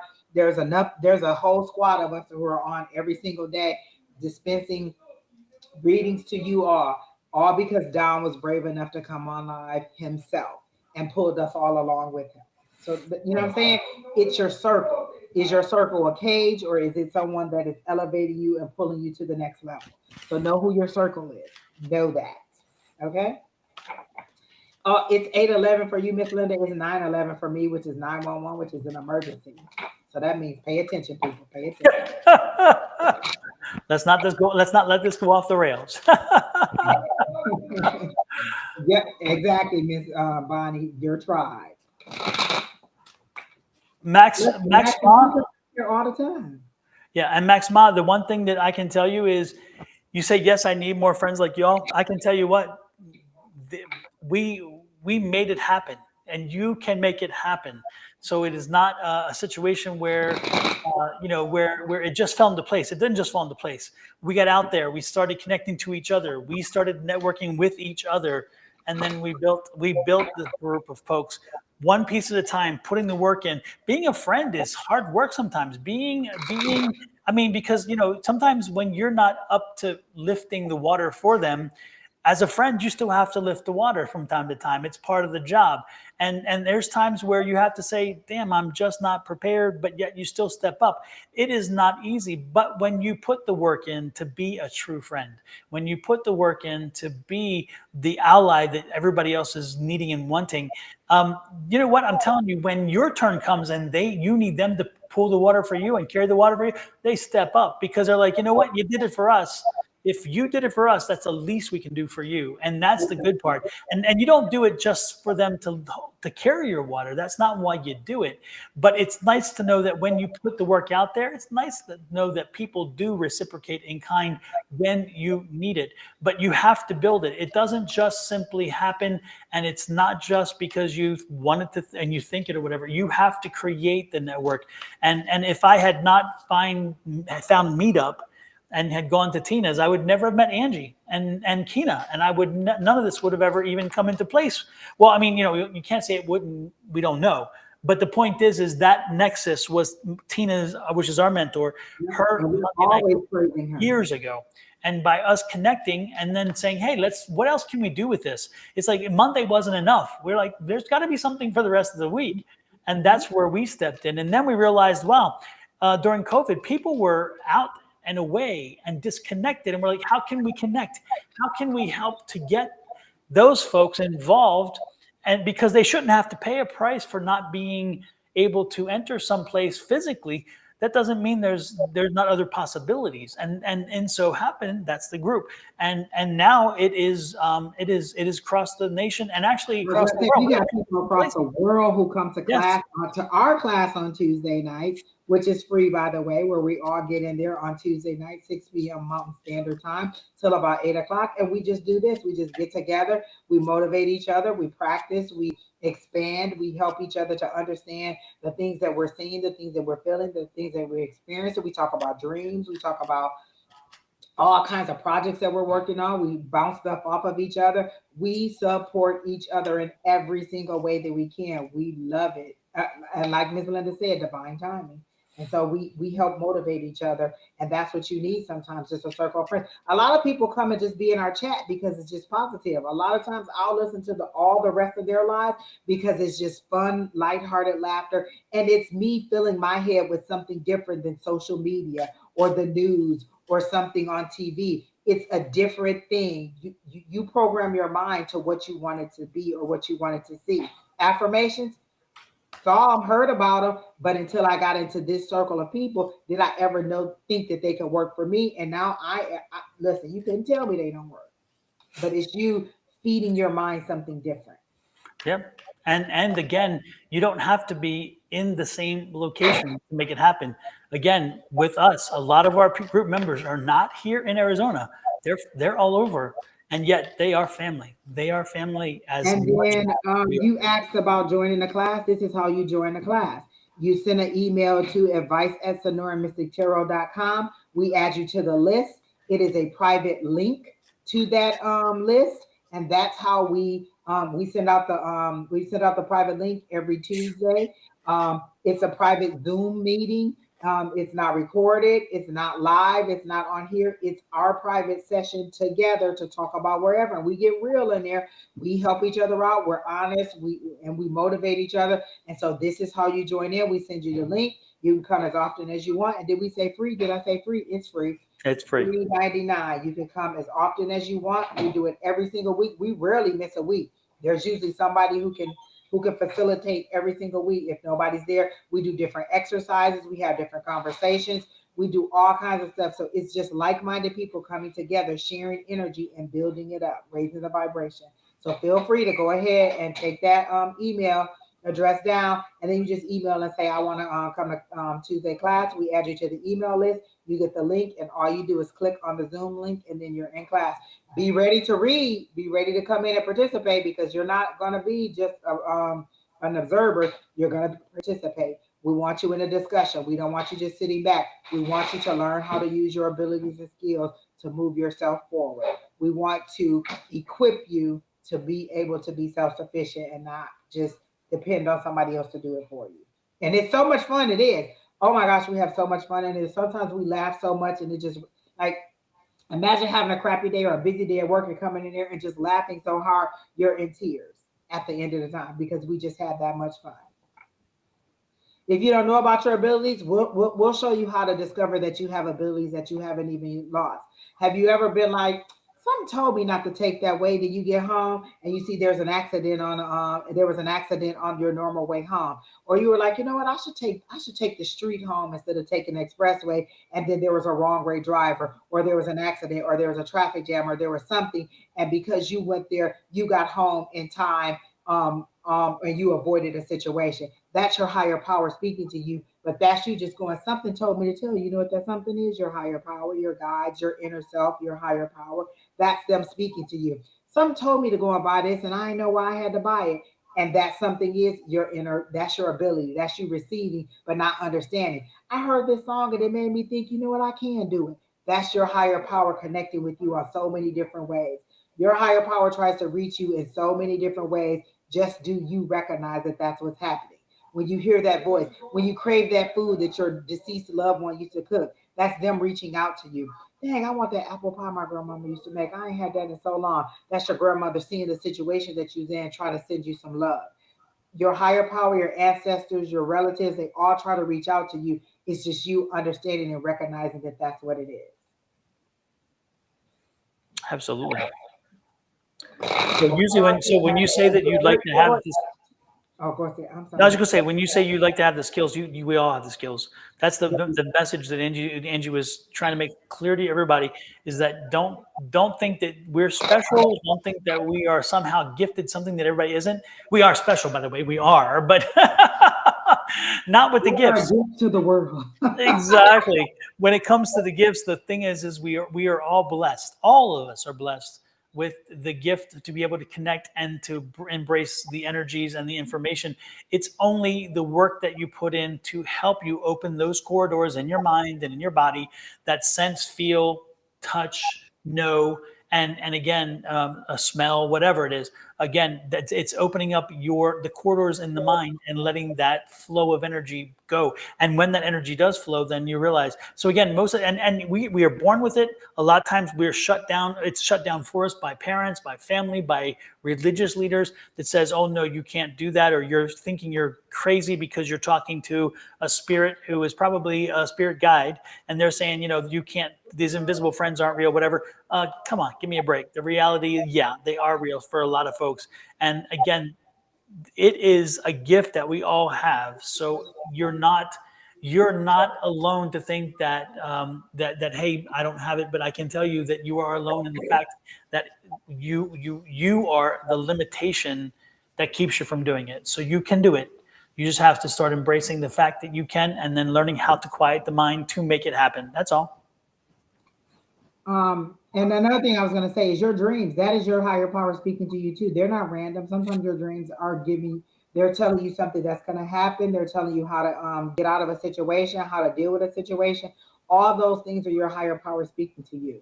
All those things matter. It's just you being able to recognize it and be like, oh, that's what that means, you know, and being able to piece it together and understand what it means. That's it. Exactly.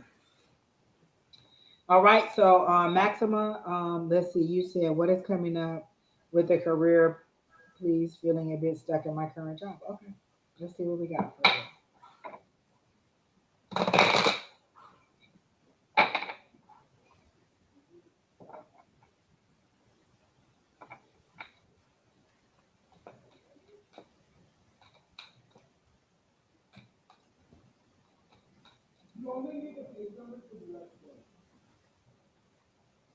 The first thing I heard when I says, how do you need to focus on your career? Or no, what's for you for your career? They said it's your focus factor.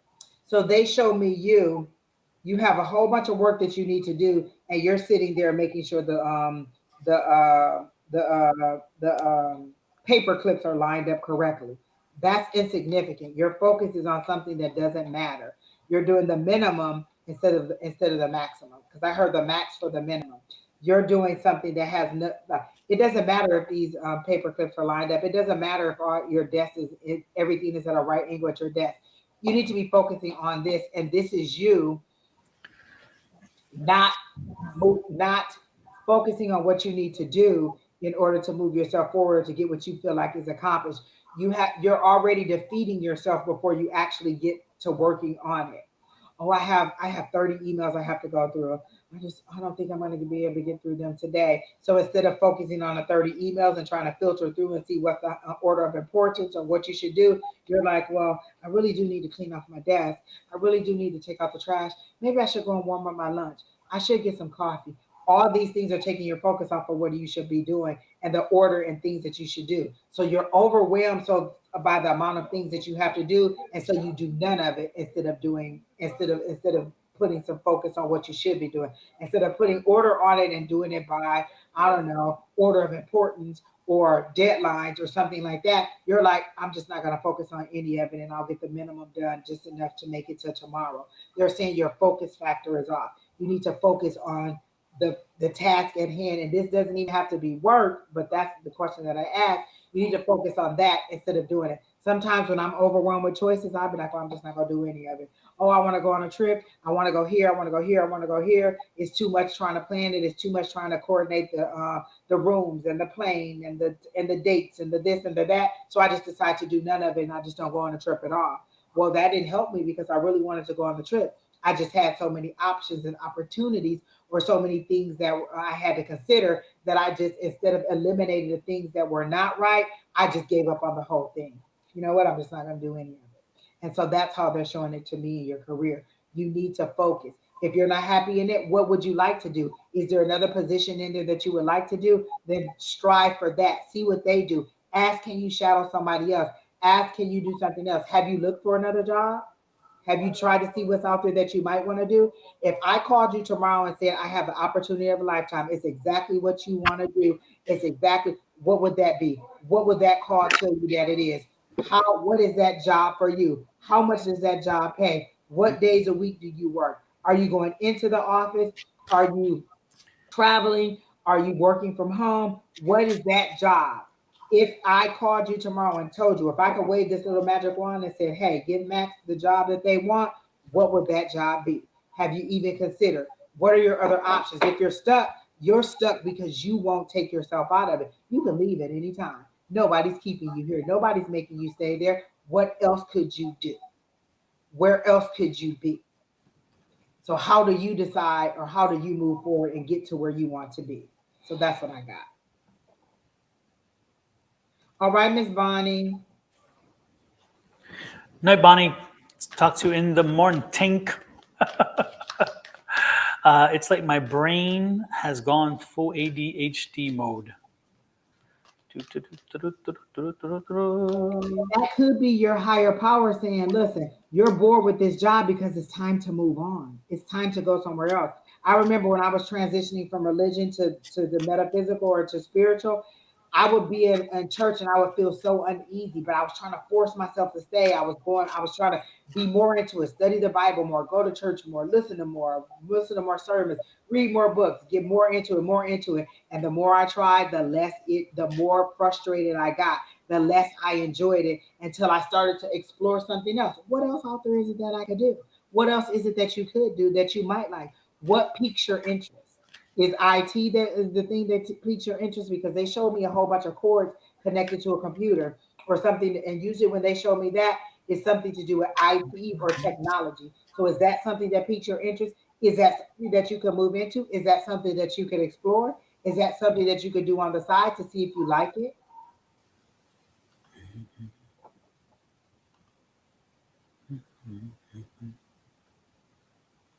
Um, there was no yield. Oh, you never got a job or whatever. So you decide. Do you? Am I going to leave this job or am I going to stay?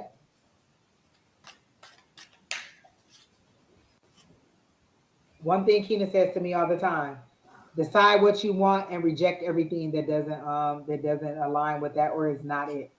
So if I want to be a pilot, I'm gonna reject everything that keeps me from being a pilot. I need to be focused on being a pilot. So where's your focus? What do you want to be?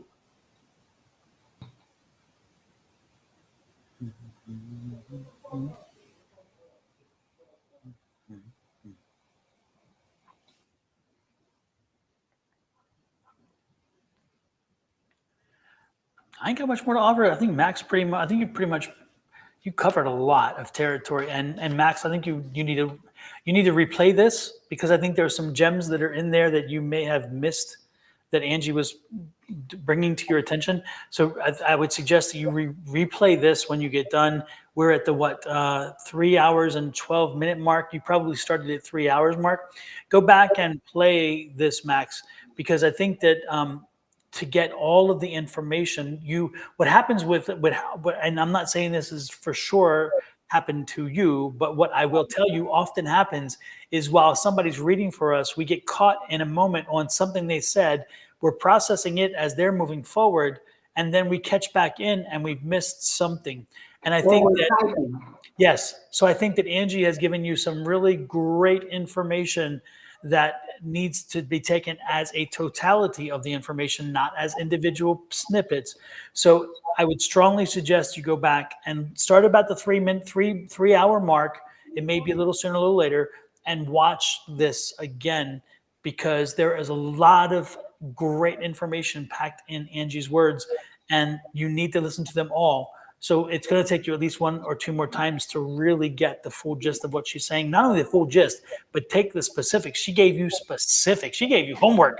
You got homework. And they're also showing me like a ceiling on you, and the ceiling is squishing you down. So do you feel like you're being decreased or minimized or pushed back? Like you don't feel like you're moving forward or you're rising. You feel like you're being crushed down and made less and less and less. Like I did this in college. I did this then. Like you feel like you're being pushed down. So this is how they show me. This is your ceiling, and it's pushing you down and down and down. It's making you less instead of building you up. Sometimes your higher power puts you in that cage because they need you to move on. A lot of times when you see people who had big inventions or started their own business or moved on to a different career, it's because they felt so stuck or they felt so isolated, they felt so boxed in, and they had to break free. They needed that freedom. They're showing me the sun card. You need that freedom. You need that achievement. You need that success, and you're not getting motivated there at all. You've run the line there. Maybe you need to go. My manager was the best at telling us, get your resume up. The company is thinking about itself. There's no more moving up. It was us, and then it was her, and then there was no moving up. Well, I'm either trying to push her out and become her, or I need to go into a different department. So if there's no room to rise, there's no level up, there's nowhere to move, then you either need to leave that company or you need to find a different department to go to. You don't have to stay there. If there's no promotion opportunity, there's no next level up, there's no opportunity to become something else, leave. Who's making you stay there? You said I'm stuck. Why are you stuck? Because you're keeping yourself there? Are you chained to the desk? Is there some kind of indentured servant agreement that you have to stay there? Is there a contract? Did they pay for your school and you have to give them so many years back? What is keeping you there? That's the word that you use. That's not the word that your higher power used. I feel that I'm a bit stuck. That's because that's you making yourself stay there. You've changed yourself to this career, to this opportunity, and you won't move forward. And they're saying, we're not holding the chain on you. We're not making you stay there. We'll give you whatever you want if you ask. You have not because you ask not. What did you ask for? What do you want? How do you want to move forward? And I'm not standing in a place that's making me feel like I'm being decreased. Like, wait a minute, I got all this knowledge and this is what y'all want me to do? No, I'm not gonna be able to do that. Yeah, you ain't put me in a box. Nope. Never play small. Play big and love it. If they don't like you, how boisterous you are, how big you are, how great you are, then it's time for you to move on. And that could be your motivation. We just said your higher power works in so many different ways. Frustration makes you move on. So it could just be frustration. Miss Linda has a great point for you too. Frustration motivates you to move on. I hate it here. I don't like the hours. Let me finish this course so I can get this new job.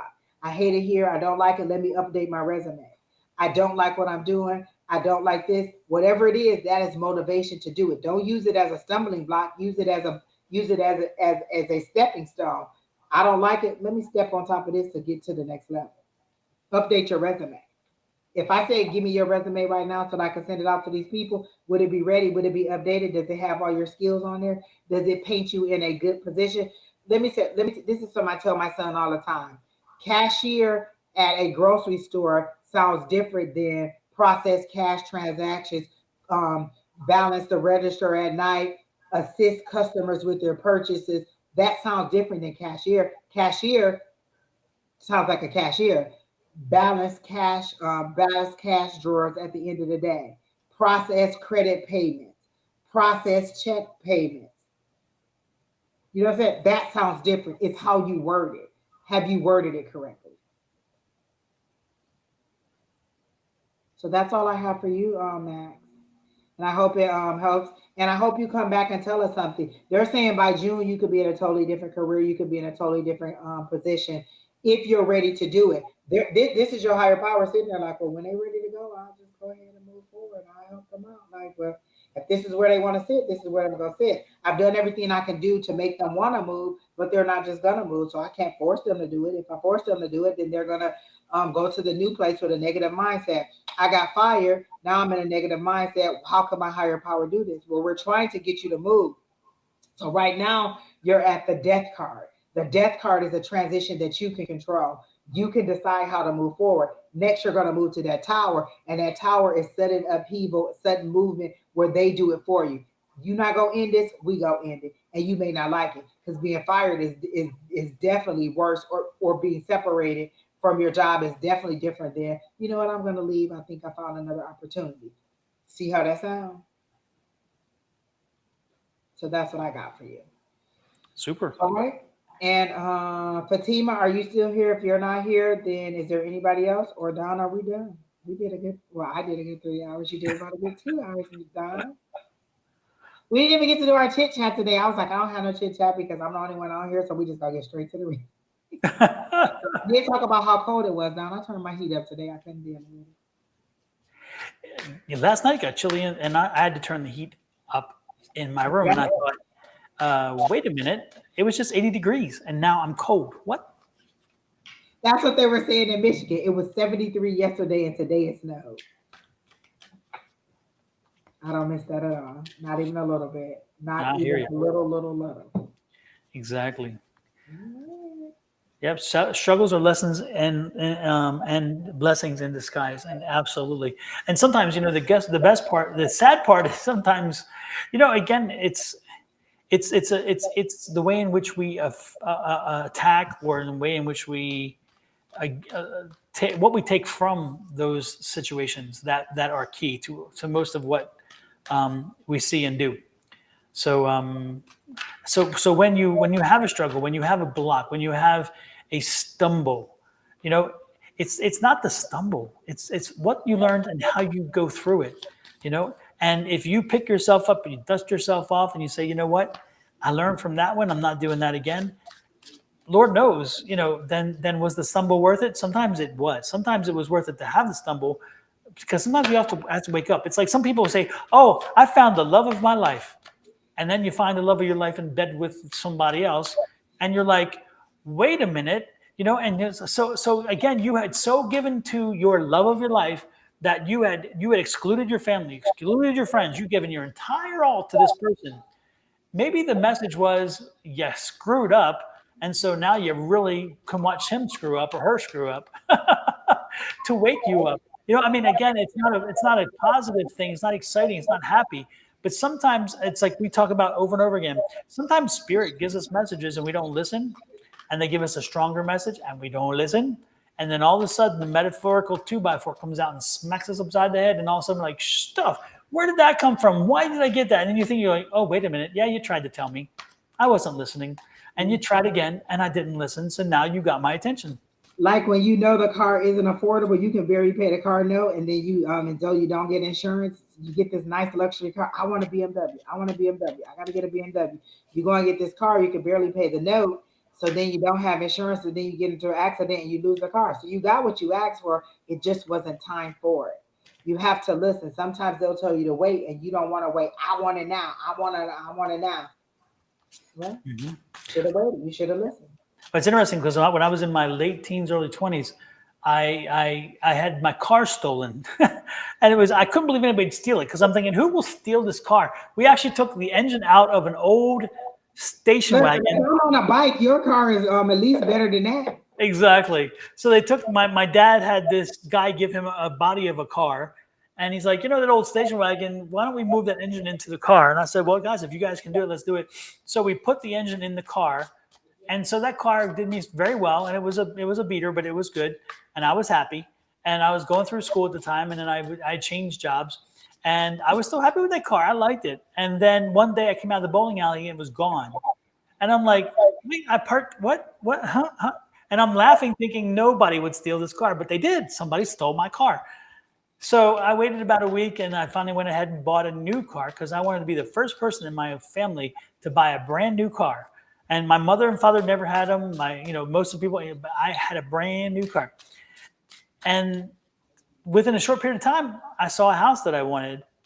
And I went to talk to the folks about, okay, could I afford a house? They're like, no, you can't. I'm like, what do you mean I can't? And they're like, I'm making money. And they're like, you're not making enough. And they said, you got to adjust. If you can't make more money, then you have to decrease your debts. And guess what you got to do? Well, I got rid of my car. And it's interesting. I got rid of that status symbol of a car because I like, you know what? I wanted a house. I wanted that. And it's interesting, again, as I was looking for the car, Spirit was sending little messages along the way. They're like, yeah, we stole the had the car stolen. I mean, that's happened. But are you getting a little bit, is that too much, you know? And I'm like, no, no, I can afford it. I can do whatever. I'll cut whatever else, you know. And so the message finally came. It's like, you know what, you have to pick, and I'm going to let you pick. And they did. And I bought that house and then never moved in because my brother came back from Germany and needed a place to stay. So I let him rent my place. That started my life in rental properties. So again, Spirit had a way of navigating me. They structured a lane for me and they laid out little roadblocks from time to time and said, don't get too off track. The car is not the important thing. Your career in real estate is going to serve you well in the future. So I'm going to throw a roadblock here and make you make a choice, because if you really want your future to come the way it was supposed to be, this is what I'm going to do. And it did. Again, I made the right choice because I knew my path and I was in tune with my path. And I did just that. So I sold my car, bought a beater, back to the beater, and bought a property and then became a landlord. And from that point on, I bought more properties, more landlord properties. And again, as most of you know, about 2 years ago, year and a half, 2 years ago, I sold over 100 properties over time and decided that, you know, I'm done with Texas and my properties, you know, in that sense. So folks, I'm telling you, Spirit has a strange way. We don't know why sometimes we're being guided. But if you don't listen and if you don't really pay attention to the message that you're being sent, you could miss a big one. If I had ignored and said, no, the car was so much more important, I really believe I would not be in real estate, and I would never have been in the real estate that I was, because again, that was my opportunity and I took it and it worked in such a great way. So folks, as you navigate the waters of life, as you move forward, if you are open, if you are in tune, listen, and don't be surprised that that little navigational change, you know, or the major detour, could be one of the two, you know, that little navigational change or that detour is leading you to the more direct path, maybe, even though it seems indirect, it's the direct path to staying on path. And if you're on your path, life is a lot easier, I believe, because again, you're not fighting against the energies. And ultimately, you know, again, I'm prime example. I'm prime example that I really did try to work with Spirit. And there are times where I get off path, and they're like, "Yeah, nah, I gotta nudge you back. Got to pull you back. You got to do this. Got to do that." You know. So listen and learn. Listen and learn.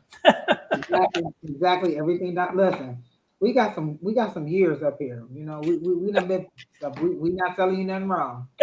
We not telling you if this here wasn't on top, you could see that salt and pepper underneath. Yeah, I've Miss, earned we every grade. called your name several different times. We have one more person that we're doing right now, and then we're done.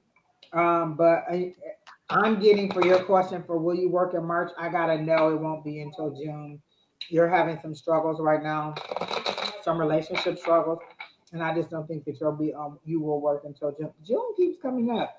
That's a change of like an equinox or something. Is that in June? I don't know. Like the summer equinox. Oh yeah, the equinox, yeah, the shortest day, There's the something longest about day of the June. year. I'm getting no for March, and I'm getting June as the date that you'll actually start maybe a permanent job. I don't know if you're doing temp jobs or something like that, but I got a no on March and I got a yes on June. So Miss Deborah, for your finances, let's see what we got.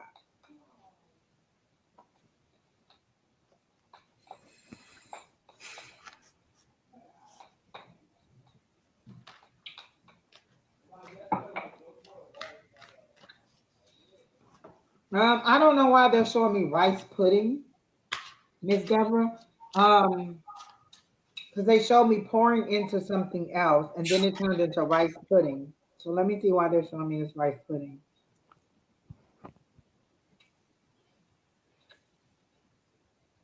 You're doing too much of something. You're putting too much, like they're showing it to me, it's too much liquid in it. Like there seems to be something about rice pudding. When you make it, if you put too much liquid in there, it doesn't turn out right, or it gets, I don't know how to make rice pudding, but this is what they're showing, and I don't even know why they use rice pudding. I don't know if that's something that is significant to you. but there's too much liquid in it and it's not coming becoming the consistency that it needs to be edible or to be good, and you don't like it. So there's something about this business, it's either a partnership or some situation that there's not a balance. You're not balancing it because they're showing me the temperance card. There's a little bit too much of this and a little bit not enough for this. And so it's either between you and your business partner or the person that you're working with, you're off balance and things are not working right, or you're spending too much and you're not making enough. There's something off balance with your business, and it's just not working out, and it's not becoming fruitful. You're not like growing in the way that you thought. Like you had big grand ideas as to how you want it to be, but I feel like you deviated from your business plan a little bit, or you deviated from, or you didn't have a business plan. Something wasn't thought out correctly, and so now you're just kind of winging it, and it's not becoming what you want. And they're saying regroup. You don't have to restart. Regroup and logically walk it out and see it on paper so that you can do it correctly. Because I feel like you just kind of was like, I'm gonna do it, and you didn't really have a plan. And then all these things came at you, like maybe you needed business insurance, or maybe you needed supplies, or you needed a place to have the business and all this, and you just weren't ready for it. You weren't prepared for all the things that go along with having a business, and you're struggling a little bit, and you're wondering, should I continue with it or should I go back to doing something else? And they're saying, go ahead and continue with it, but you need to regroup and rethink it out. So that's what I got for you, Deborah.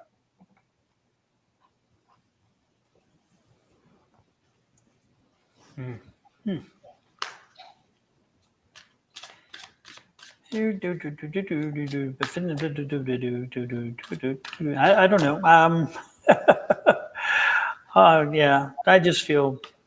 I just when I say feel, I don't actually feel. I try to protect myself from feeling. You Um, in it. but You in it. exactly, I get the feeling. How's that? I get the feeling that you really dug yourself a bit of a hole there, and and are you? I mean, are you? You seems like you're adverse to listening to. You asked for advice, but I feel like you're adverse to listening to it. I Um, get that this person isn't an expert and they got into something that they didn't know much about or they yeah, weren't and very versed in. yeah, and yet they've talked to other people who've given advice, and they don't. They tend to you tend to again you tend to not listen. You tend to think, oh well, I know better or whatever. And there's a reason why some people have been in business a long time, because they understand flows and cycles and things like that. And unfortunately, the business that you're in is a business that is not as in high demand as it was about 10 years ago.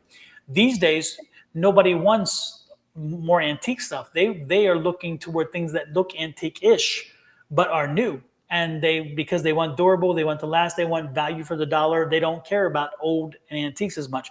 And so you're in a cycle where if you had not when you are already established and you are already have a client network and you have a line designers lined up to help sell your products, you're good. But I think that that's not where your cycle is, and so I think you are out of sync with your cycle. I think that you can modify your business. You can still keep the core principle, but you're going to have to modify your business, and you're going to have to find that you're going to need to pull from other areas of marketing, such as antique-ish type stuff, which is against what your fabric is in your mind. And people have been telling you this. Again, the business has changed, and your business model has not. Your business model needs to reflect where the business is and where the market is. If you are, and right now I feel you're chasing the market, and that is not a good place to be in. You should never chase the market. You should be with the market or in front of the market, but you should never be chasing it, because that's where you lose money continuously. You will not catch up. I guarantee you'll not catch up, because the market is not coming back in the way that it was. Um, and that's just, again, the cycle of commerce and the cycle of product. And that is also, again, a mindset that comes with what has happened over the last few years. People are home more. When people were home a few years ago, they spent money because they saw where they needed to fix things or put things or replace things. That cycle is long since gone. that money is gone. That's why we're not seeing as many rehabs. We're not seeing as many other things because people are now working again and they're getting out of the house and they're not putting the money into the house they were. They're not buying the furniture they were. So a lot of folks are having to adjust. You need to make that adjustment. But And we weren't able to get out, and so we're spending that money on travel. We're getting out and having fun. We're not being like, listen, I'm not gonna be tied to these bills because life is precious, and yep, I wasted all that time in that office and paying bills. I'm gonna have some fun now. yep, yep. And so it's super. Yeah, I think that again, there's been a shift in the marketplace, and you're going to have to be again, you're going to have to figure out, you're going to have to be talking to a lot of folks, figuring out where the market already is headed and where you can get in front of it. And part of that's going to take like a bit of a crystal ball because you're going to have to guess. Nobody knows where the market's going. You can take a guess and think where it may go. But one of the ways to do it is by looking at what the trends are. Pick an audience, pick a demographic, then look at the trends. One of the best ways to look at trends is Pinterest and TikTok, because TikTok changes instantaneous. I mean, people change. TikTok is, of all of the different social medias that I see, TikTok is the quickest to adapt change, and you'll see it because everybody's putting up their own pictures and images and whatever else, and so you can see how quickly things are changing. Tastes change like overnight. It's amazing. Like this mug, this Stanley thing.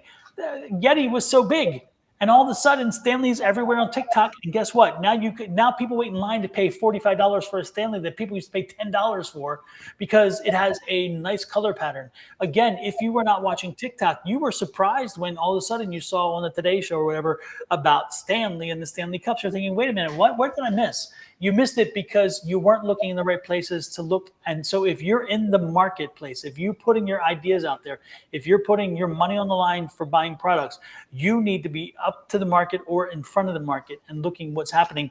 I would be looking at social media. The people on TV, the TV advertisements the market's already passed you. When it's advertising on TV, you've already missed the market because it is long since gone.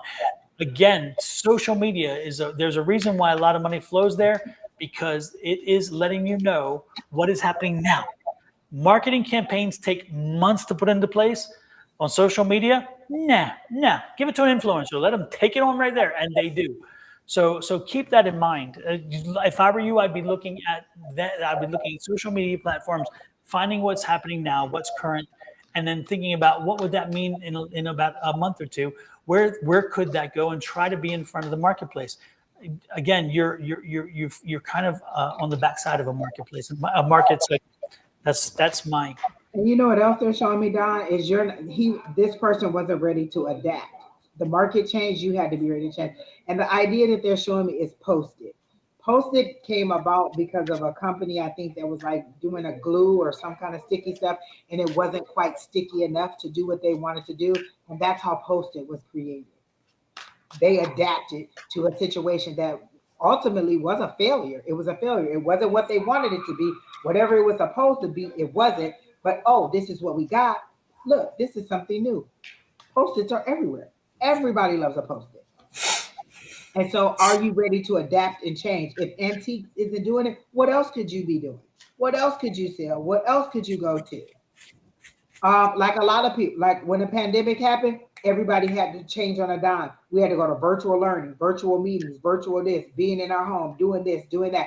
We had to be able to adapt. Are you ready to adapt? So many businesses had to be able to have outside seating, had to have only where you could come and walk up to the window and get stuff and not come in because they were no longer in seating. Are you ready to adapt? How can you adapt to the changes? What are trends that are having? You're saying recycle and reuse, and the sale and supply and demand is gone. How do you finish how do you finish that without getting it to be to be something that is in demand now?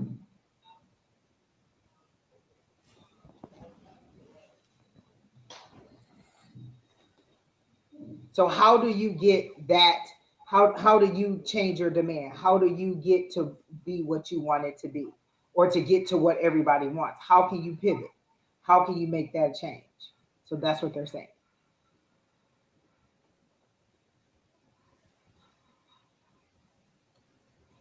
Andrew, we have a little visitor. I'm trying to I find them, do. I'm trying to block and them on here. I can't find them. But they say they're paired, which tells them it should be me, but it's not on me. So I don't know what's happening there. I don't know. I'm blocking them on YouTube, Crazy, right? and I also block them on Restream. Yeah.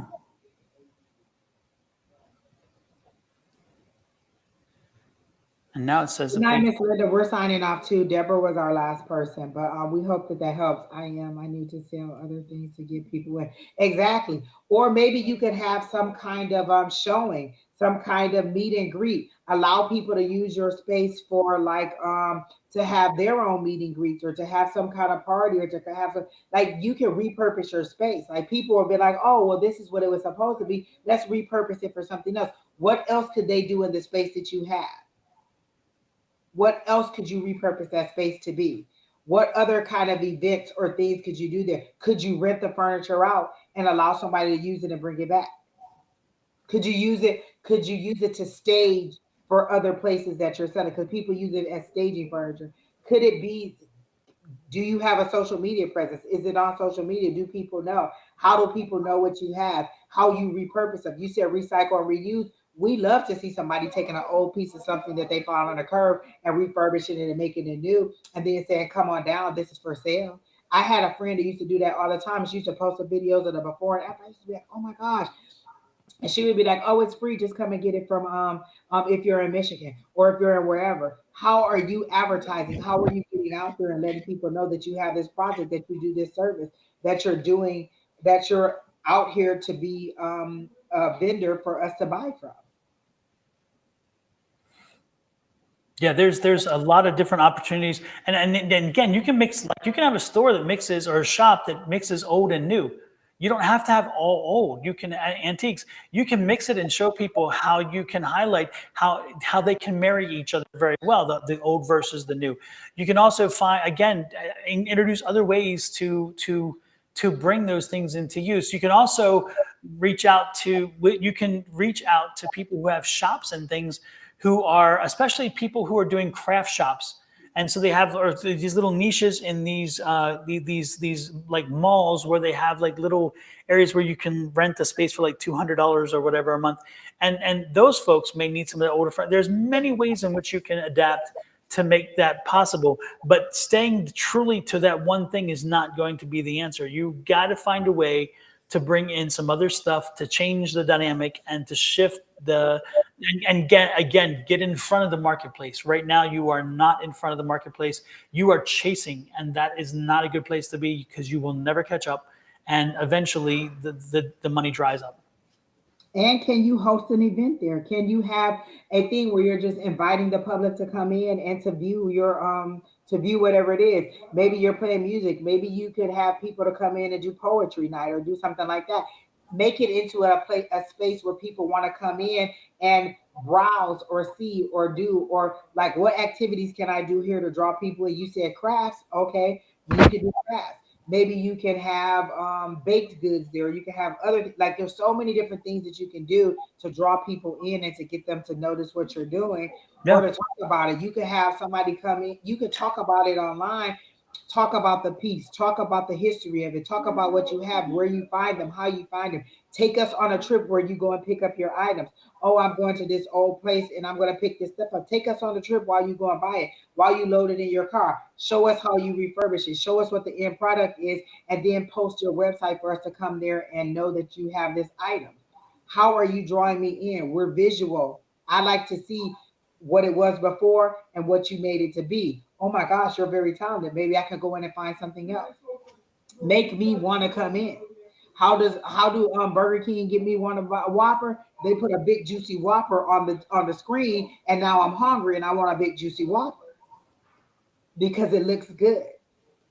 How does car companies want me to give me the car? They show me the inside of the car. They show me somebody driving the car. They show me how new it looks, how good it looks, and they entice me with my eyes and bring me in. Now I want to go and look for a car. I want to go test drive it. I want to touch it. I want to feel it. I want to see what it's like. That's like an armoire. Say you have an armoire, and you want to sell a vintage armoire. So you say, okay, where can a person use that armoire? So instead of you taking a picture of the armoire alone, you say, okay, maybe they can use it in a bathroom. So you create and you take towels and you put them in the armoire and you put stuff like would be in a bathroom and you take a picture of it. Now now you're giving them an idea of how they can use it. You're giving them insight on how they can function, make it functional for themselves. Or if it's going to be in the bedroom, it's going to have clothes in it, or if it's going to have games in it because maybe it's in a game room. Again, give them an idea. Some people don't have ideas. Some people can't visualize. But man, if you take images and you make them props. Use God, props. somebody took a chair, hung it upside down, and turned it into a shelf in their bathroom. I was blown away. I said, "That's a chair." Turned it upside down, hung it on the wall in the bathroom, and stacked towels up on it and candles on it, and made it a focal point in the bathroom. It was an old chair. It was an old, like, with the four little it was an old wooden chair. They didn't even, I don't even think they repainted it or purpose it. They just turned it upside down, nailed it to the wall, then they stacked towels on it, then they put the little candles on there. And I was like, wow, that's an idea I would have never thought of. And it was hanging up above the toilet as a shelf in the bathroom. They didn't have to tear it apart, they didn't have to do anything but stick it to the wall, get it to stick on the wall. That's like the people who take the windows, the multi-pane windows, and they put mirrors in there, and you're like, there you go. I mean, it's again, you have to, if you want to help people, because again, some people don't have the visualization, then you have to help them see where they can use a product, how they can use a product, does it fit in their situation? And then if you put it around newer stuff too, they can say, because they'll say, oh, I don't want antiques because I don't want antiques only. I don't want broken, rundown furniture, which is not the case with antiques, but that's their thinking. And then you put it next to something new and they can see that it can work well to something newer. Then they're like, oh, wow, then that can work in my house. Again, give them a reason to buy. For me to be like, oh my gosh, that looks so nice together. Stage the whole thing together for me to see what it looks like together. Yep. All those things are good. Absolutely. Yep. Help them buy the product. Show them why they should buy the product. Yep. Exactly. And how it'll be useful in my house and what I can do with it. Somebody showed us it was an old little cart. It was some kind of shelving unit, like a shoe rack. They took it and put water on it and made it a water rack. Never would even thought about that. Definitely go on TikTok and listen, when they tell you Dollar Tree hacks, it'll be little stuff that you never thought. And you'll be like, wow, I never thought of that. Go onto TikTok and look at the trends and just put antique furniture or put antique resale in there and see the kind of stuff that you get in there, or repurposed furniture and things like that, and see all the stuff that's on there. And you'll be amazed at how people do stuff and what they are posting online and what they're showing. And people are just doing it for free. They're just showing you how to do it. They don't even care about the money. They're like, look what I can do. You can do it too. Yeah. Angie's been in our house. She'll tell you our house is a mix of vintage and antique and new and whatever. And it works because, again, you got to know how to stage it and put it together and what looks good to you. What looks good, like, oh, I would have never thought to do that. That is such a good idea. You got to know how to do that. Yep. Make me want to come in and buy it. Yep. Show them, give them the reason to do it, and they will do it. But again, you have to lead them to water sometimes. Otherwise, they don't have it. A lot of people don't have a vision. They just don't have it. That's why decorators make it easier, because decorators can see a piece and they can say, oh, wow, from that, we're going to do this.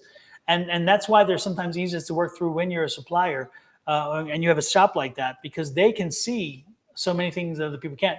But when folks coming off the street, a lot of times they don't have that vision, and you have to help them. What's your website? Put your website in here, Deborah. That was the first thing you should have did, just threw your website up there. Like, this is my website. Go on there and show. Put your website in there. Yeah. Advertise. Take every opportunity you can to advertise, to talk about, to show people what you want. Yep. Well, Don, that's it. The chat is done. We don't have any more people waiting. We had a good night. We're almost at 4 hours, Don. You're at 4 hours. I swear when we get out here, we just get to going, and before you know it, we've muscled down those hours, and we've just talked and talked and talked and talked. But that's good, because I just go right to sleep. Absolutely. Well, Angie, tomorrow, don't forget to tune in and for the long day marathon that Julie's putting on.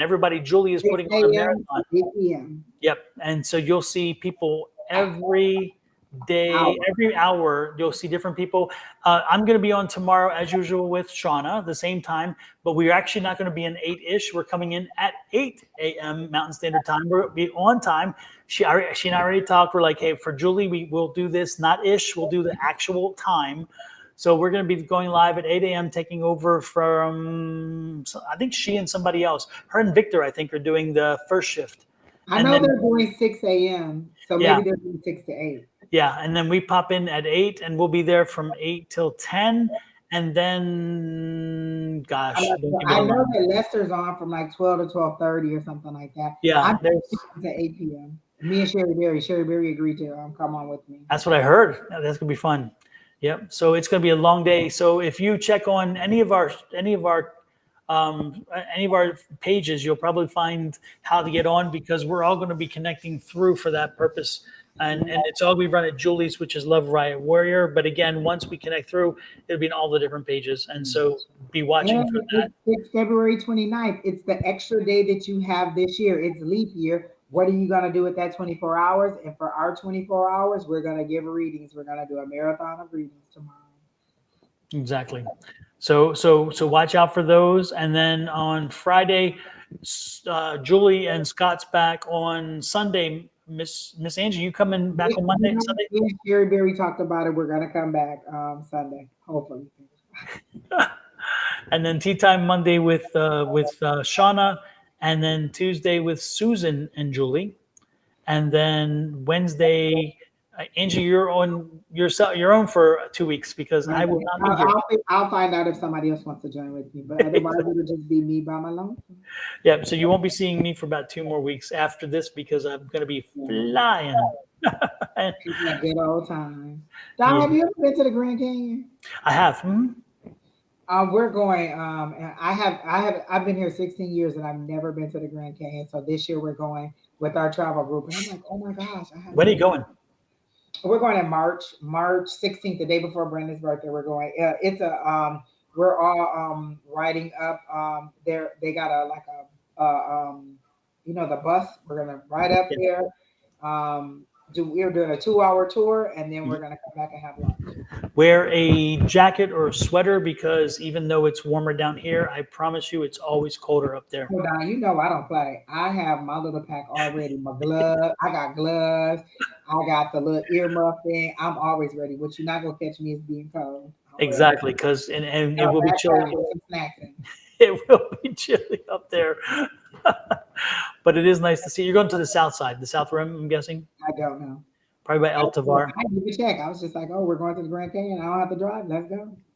Yeah, you're probably going to where the El Tovar is, and the Bright Angel and the Bright Angel Trail. The Bright Angel and El Tovar are both old hotels, and then the Bright Angel Trail leads right where the Bright Angel Hotel is. Lester said there's not a lot of good places to eat around there. No, they're not. Oh, so maybe when we get closer back this way, we'll stop and eat, because I do know we're going to stop and eat. Yeah, and the El Tovar, if you're going to eat there, there's got to be reservations. So I don't think you'll probably eat there. And then again, there's the park itself is massive, and from the gate to get to the rim, there isn't anything. And then once you get to the rim, there's very little bit of stuff. So yeah, you'll take snacks for the bus, and then you'll probably stop either before or after you leave the park, because in the park, except for El Tovar, there really isn't a good eating space that I know of there. I will definitely have my snacks and some water. Yes. And be ready for the little tour. Absolutely. Is there 2 hours worth of stuff to look at? Well, if you do a little bit of the hiking, walking down the trail, you could do that. But by the time 2 hours comes, you'll be ready to go. It's nice to see it. But you're like, okay, I can only look at a big old hole for so long. Somebody asked me, were we going to be up high looking down, or were we going to be in the lower area? No, you'll be up high. Yeah. Yeah, you're going to be on the rim. Everybody's on the rim, and then you can choose to go down, which is a mile down hiking. But you won't be able to hike in 2 hours. That won't work. So you'll be spending the time again. Usually they drop you off around the El Tovar, and then they drop you off one other area space first, and then bring you over to the El Tovar. And then there's like a Native American store there that you can walk through if you want. and then walk along the rim. And maybe you'll be lucky and see somebody fall off, because from time to time we have crazy people who tend to do their selfies right on the edge and lean back and down they go. So we always hear in Arizona here how we lose a few every year from people who are trying to get great pictures. Do not get too close. When there's a barrier there, Angie, listen to the barrier. Don't even don't even. Brenda does not need to be homeless and motherless. He's going too, so I'm gonna have to make sure he don't go to the rim too, because he's Exactly. Tell him not to do that either. And I'm gonna be like, well, you ain't got no parachute, so you definitely ain't got that from here, sir. Bring it on Yes. down. Yeah, I worried when the boys went, because I'm like, these two, and I'm like, boys, and they're like, well, Dad, I don't care. I don't care. I don't care what you think. I am old fashioned, but you're getting your butts away from there. You're not getting that close.